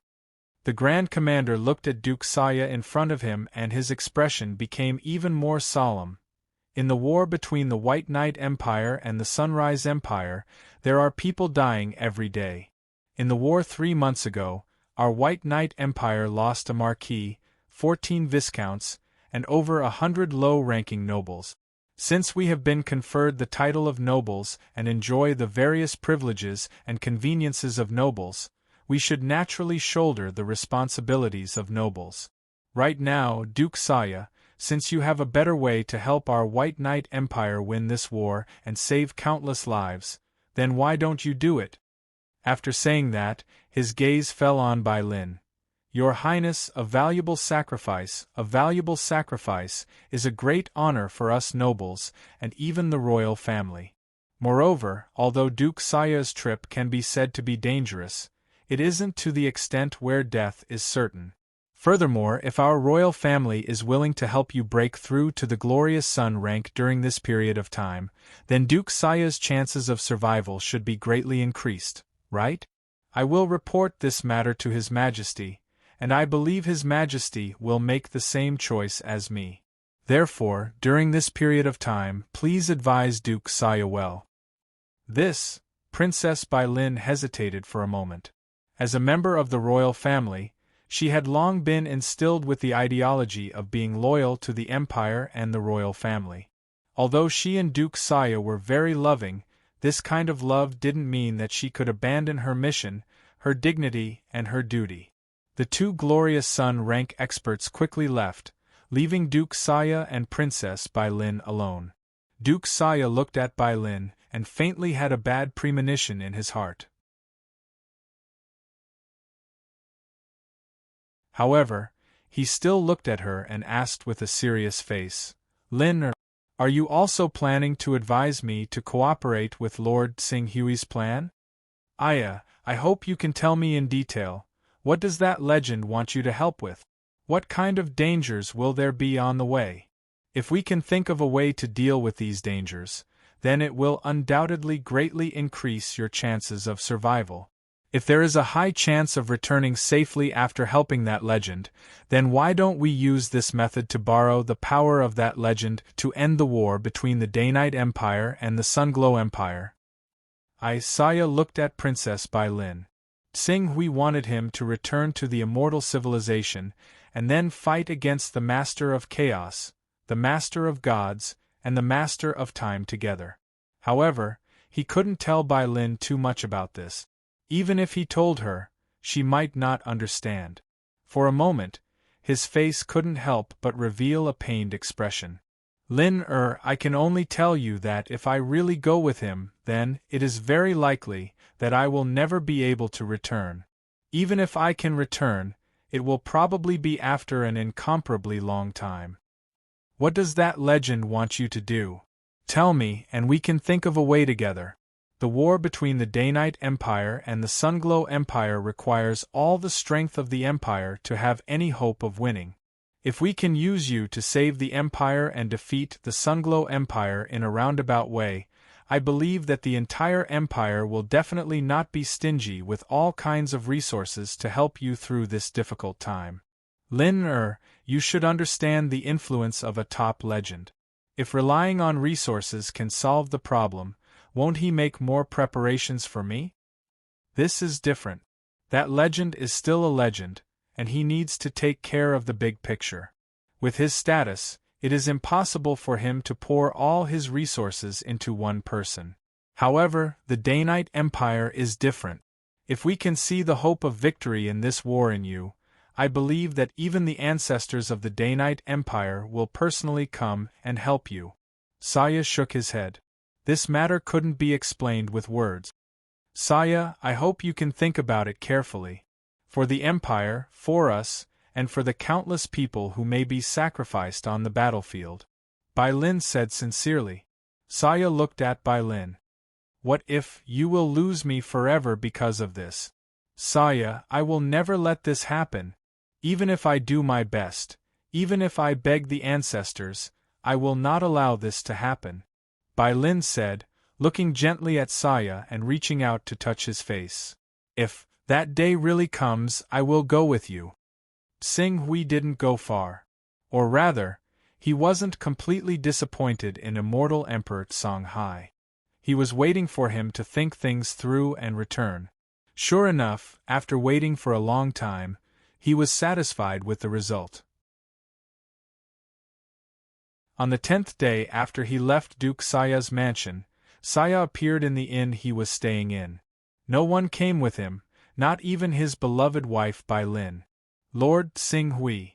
Saya came before Xing Hui and respectfully greeted him. Xing Hui looked at Saya, whose spirit and bearing had obviously changed greatly compared to 10 days ago. With a faint smile on his face, he said, "It seems that you have thought things through, Duke Saya.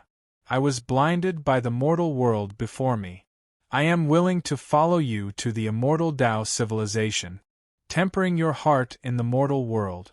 This experience is beneficial to you. Wait until you return to the immortal Tao civilization and settle down in the exalted heaven. I believe that the immortal Tao civilization will have a second heavenly lord after the heavenly lord of myriad treasures."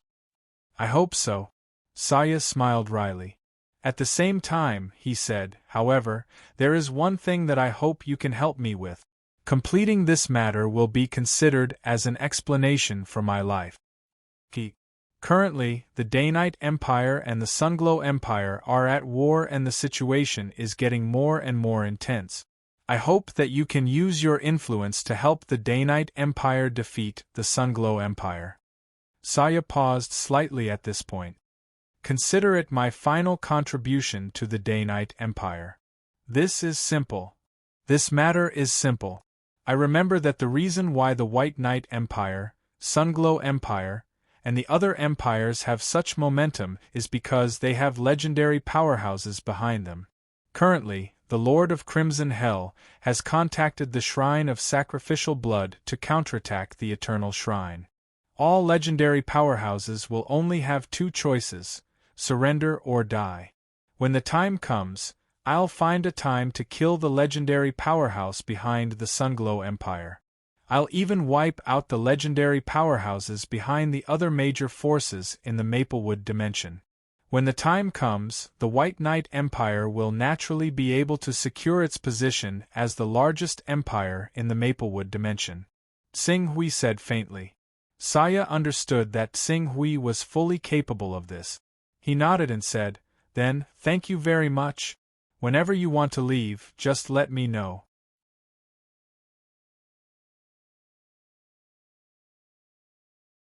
Chapter 954.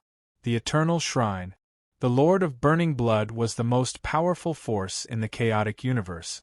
The shrine itself had thousands of legendary creatures, and if large forces like the Grey Tower, the City of 10,000 Worlds, and the Church of Dawn were included, the number of legendary powerhouses that the Eternal Shrine could mobilize could definitely reach an astonishing 2,000 to 3,000. The most respected High Priest in the shrine was equivalent to the spokesperson of the Lord of Burning Blood. His status was no different from the black and white supremacy in the territory of the Lord of Chaos, and he had the right to directly communicate with the Lord of Burning Blood at critical moments. In the universe of the Lord of Burning Blood, he had a status that was second only to one and above all, and was respected by countless cultivators and even legendary powerhouses. However, at this moment, the High Priest of the Eternal Shrine looked rather tired.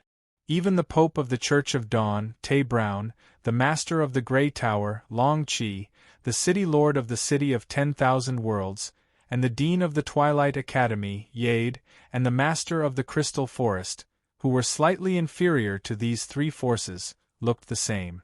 As for the reason, it was because of the rebellion of the Lord of Red Hell and the Shrine of Burning Blood under the leadership of Tsing Hui.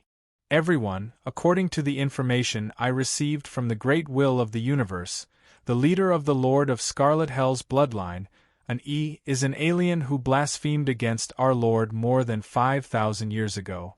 Because of this, he has the power to break through the boundary, allowing him to exert strength far beyond that of a legend. Thus, he led the Lord of Scarlet Hell's bloodline and the rebels of the Shrine of Sacrificial Blood to conquer many of our strongholds on the periphery. Therefore, we cannot lose this battle. If we do, the entire chaotic universe will change hands, and all of us will succumb to the rule of the Lord of Scarlet Hell's bloodline. The High Priest's face was gloomy as he spoke worriedly. We also know that the rebellion that caused such a huge commotion must belong to the Lord of Scarlet Hell.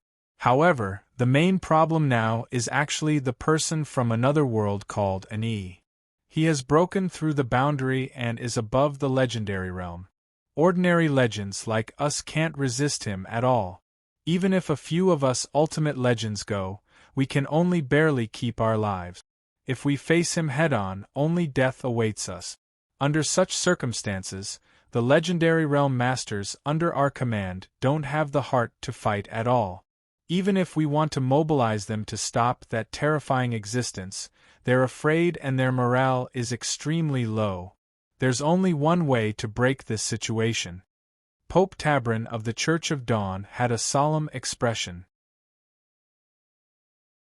This way is to implore the will of the universe to release all the legendary shackles on us. Only when these shackles are completely broken, each of us legendary powerhouses will be able to exert our power to the best of our ability. The advantage that the person from another world called an E will naturally be broken. Even the rebellion of the Shrine of Sacrificial Blood will be quelled. Pope Tabron is right. I have contacted the Shrine Master of the Shrine of Sacrificial Blood. In fact, they have no intention of blaspheming our Lord. They are only pursuing a higher realm. It is precisely because the will of the universe exists that their path forward is blocked. As a last resort, they can only choose to raise their flag and embark on the path of rebellion. If the High Priest can offer a sacrifice to the will of the universe to release the shackles on us, I can't guarantee the others, but at least the Shrine of Sacrificial Blood will definitely withdraw from this rebellion. Master of the Dark Tower, Bright Star, echoed. I also agree with the two of you. Without the Shrine of Sacrificial Blood, these rebels would have lost an arm. In addition, when our cultivation level increases, the advantage that the person from another world has will also be wiped out by us. Only then can we easily obtain the final victory. Lord of the City of 1,000 Worlds, Long Chi nodded. Sealing the universe is the strategy that our Lord set when he left. It has been implemented for more than 3 million years. Except for our Lord, no one can go against it. The High Priest said in a low voice. There is no doubt that our Lord's strategy is correct, but today is different from the past. Our Lord has not replied, and it has been hundreds of thousands of years. Only the will of the universe is left to maintain the normal operation of the universe. The environment is different, so we should have different ways of judging. Although this strategy was set up by our Lord, the will of the universe, which is the remnant of our Lord's consciousness, also has the ability to change this strategy and unlock the shackles on everyone. The high priest shook his head. Even if we can now pray to the heavens and let the will of the universe unlock the shackles of the universe on us, it will still take hundreds or even thousands of years for you to adapt to the skyrocketing power in your body. But now, those rebels have removed all of our peripheral forces and have attacked our supreme divine realm. We don't have so much time to wait for hundreds or thousands of years. Back then, the eternal shrine was blessed by the great Lord of burning blood. Its defense was so strong that it was far from being breached by any legendary powerhouse. Even the cultivators of the Lord of Scarlet Hell were no exception. If we could retreat to the eternal shrine and cultivate wholeheartedly, we would definitely be able to annihilate these rebels in one fell swoop. You want me to give up the supreme divine realm? Let those rebels blaspheme the divine realm? The high priest stared coldly at the Lord of the City of 1,000 Worlds who proposed this. That's not the case. We just want to provide some time and space for the Lord of Red Hell and the Shrine of Sacrificial Blood. From the fact that the Lord of Red Hell and the Shrine of Sacrificial Blood don't dare to act in the same direction, it can be seen that there is no trust between these two forces. If we temporarily withdraw our forces and unlock the shackles on everyone, the Shrine of Sacrificial Blood will lose its target. Moreover, they occupy the supreme divine realm. At that time, it will be a good thing if they don't have internal strife with the Lord of Red Hell and the Shrine of Sacrificial Blood. When these two forces fight for the control of the supreme divine realm and both suffer losses, we, who have mastered each other's strength, will rush out and defeat the Lord of Red Hell and the Shrine of Sacrificial Blood, and restore the supreme divine realm. The Lord of the City of 1,000 Worlds said confidently. That's right. That person from another world is too strong. Not long ago, during the Battle of the Bridge, he killed more than 300 legendary masters alone. If we include the battle at the ancestral lands of the Infamily and several other battles of different sizes, the number of legendary masters who have fallen at his hands alone will reach 800. This is almost half of all our legendary masters. If we don't stop him, let alone defeat him, we don't even know if the legendary masters under our command will have the courage to fight him. Tebran nodded solemnly. The morale of the Knights Templar of our church is also on the verge of collapse. I estimate that if we lose again, they will swarm over and no longer obey the orders of our Lord. When the high priest heard how serious the problem was, even though he knew that these people were more or less selfish, he did not know how to refute them.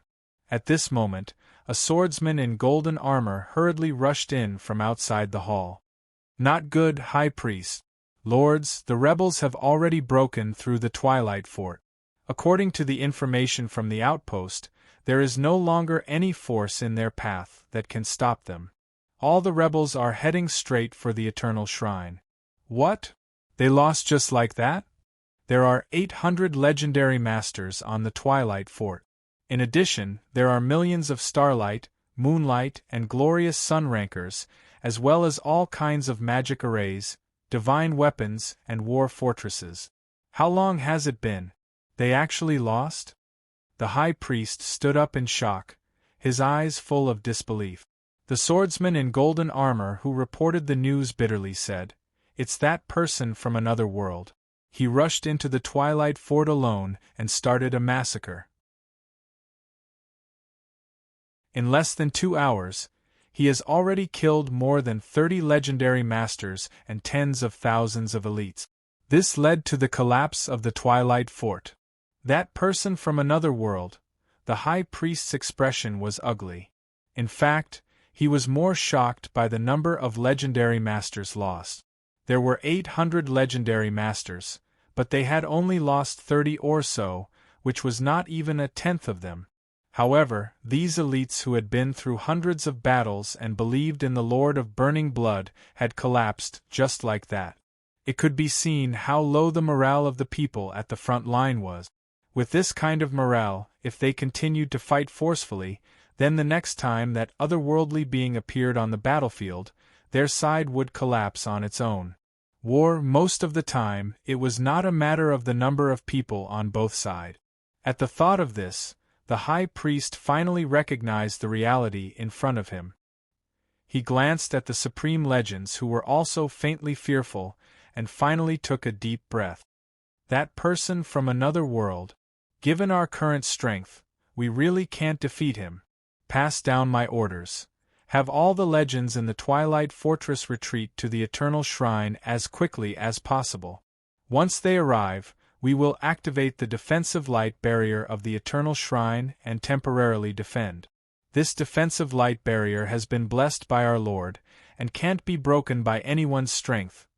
Seeing that the High Priest had finally chosen to retreat, the Master of the Dark Tower, the Pope of the Church of Dawn, the City Lord of Myriad World City, and the others all breathed a sigh of relief. During this period, it was not that there were no supreme legends who had gone to stop Tsing Hui, but unfortunately, in front of Tsing Hui, the supreme legends could only hold on for a little longer. In the end, they were still mercilessly killed, and could not even escape. Under such circumstances, if they were to face Tsing Hui, they would still not end up well. Then about the sacrifice to the will of the universe to remove the shackles, I'll make preparations and activate the altar. You're tuning in to the Phoenix Knights YouTube channel. Don't forget to subscribe and join us on this journey to catch the most captivating stories.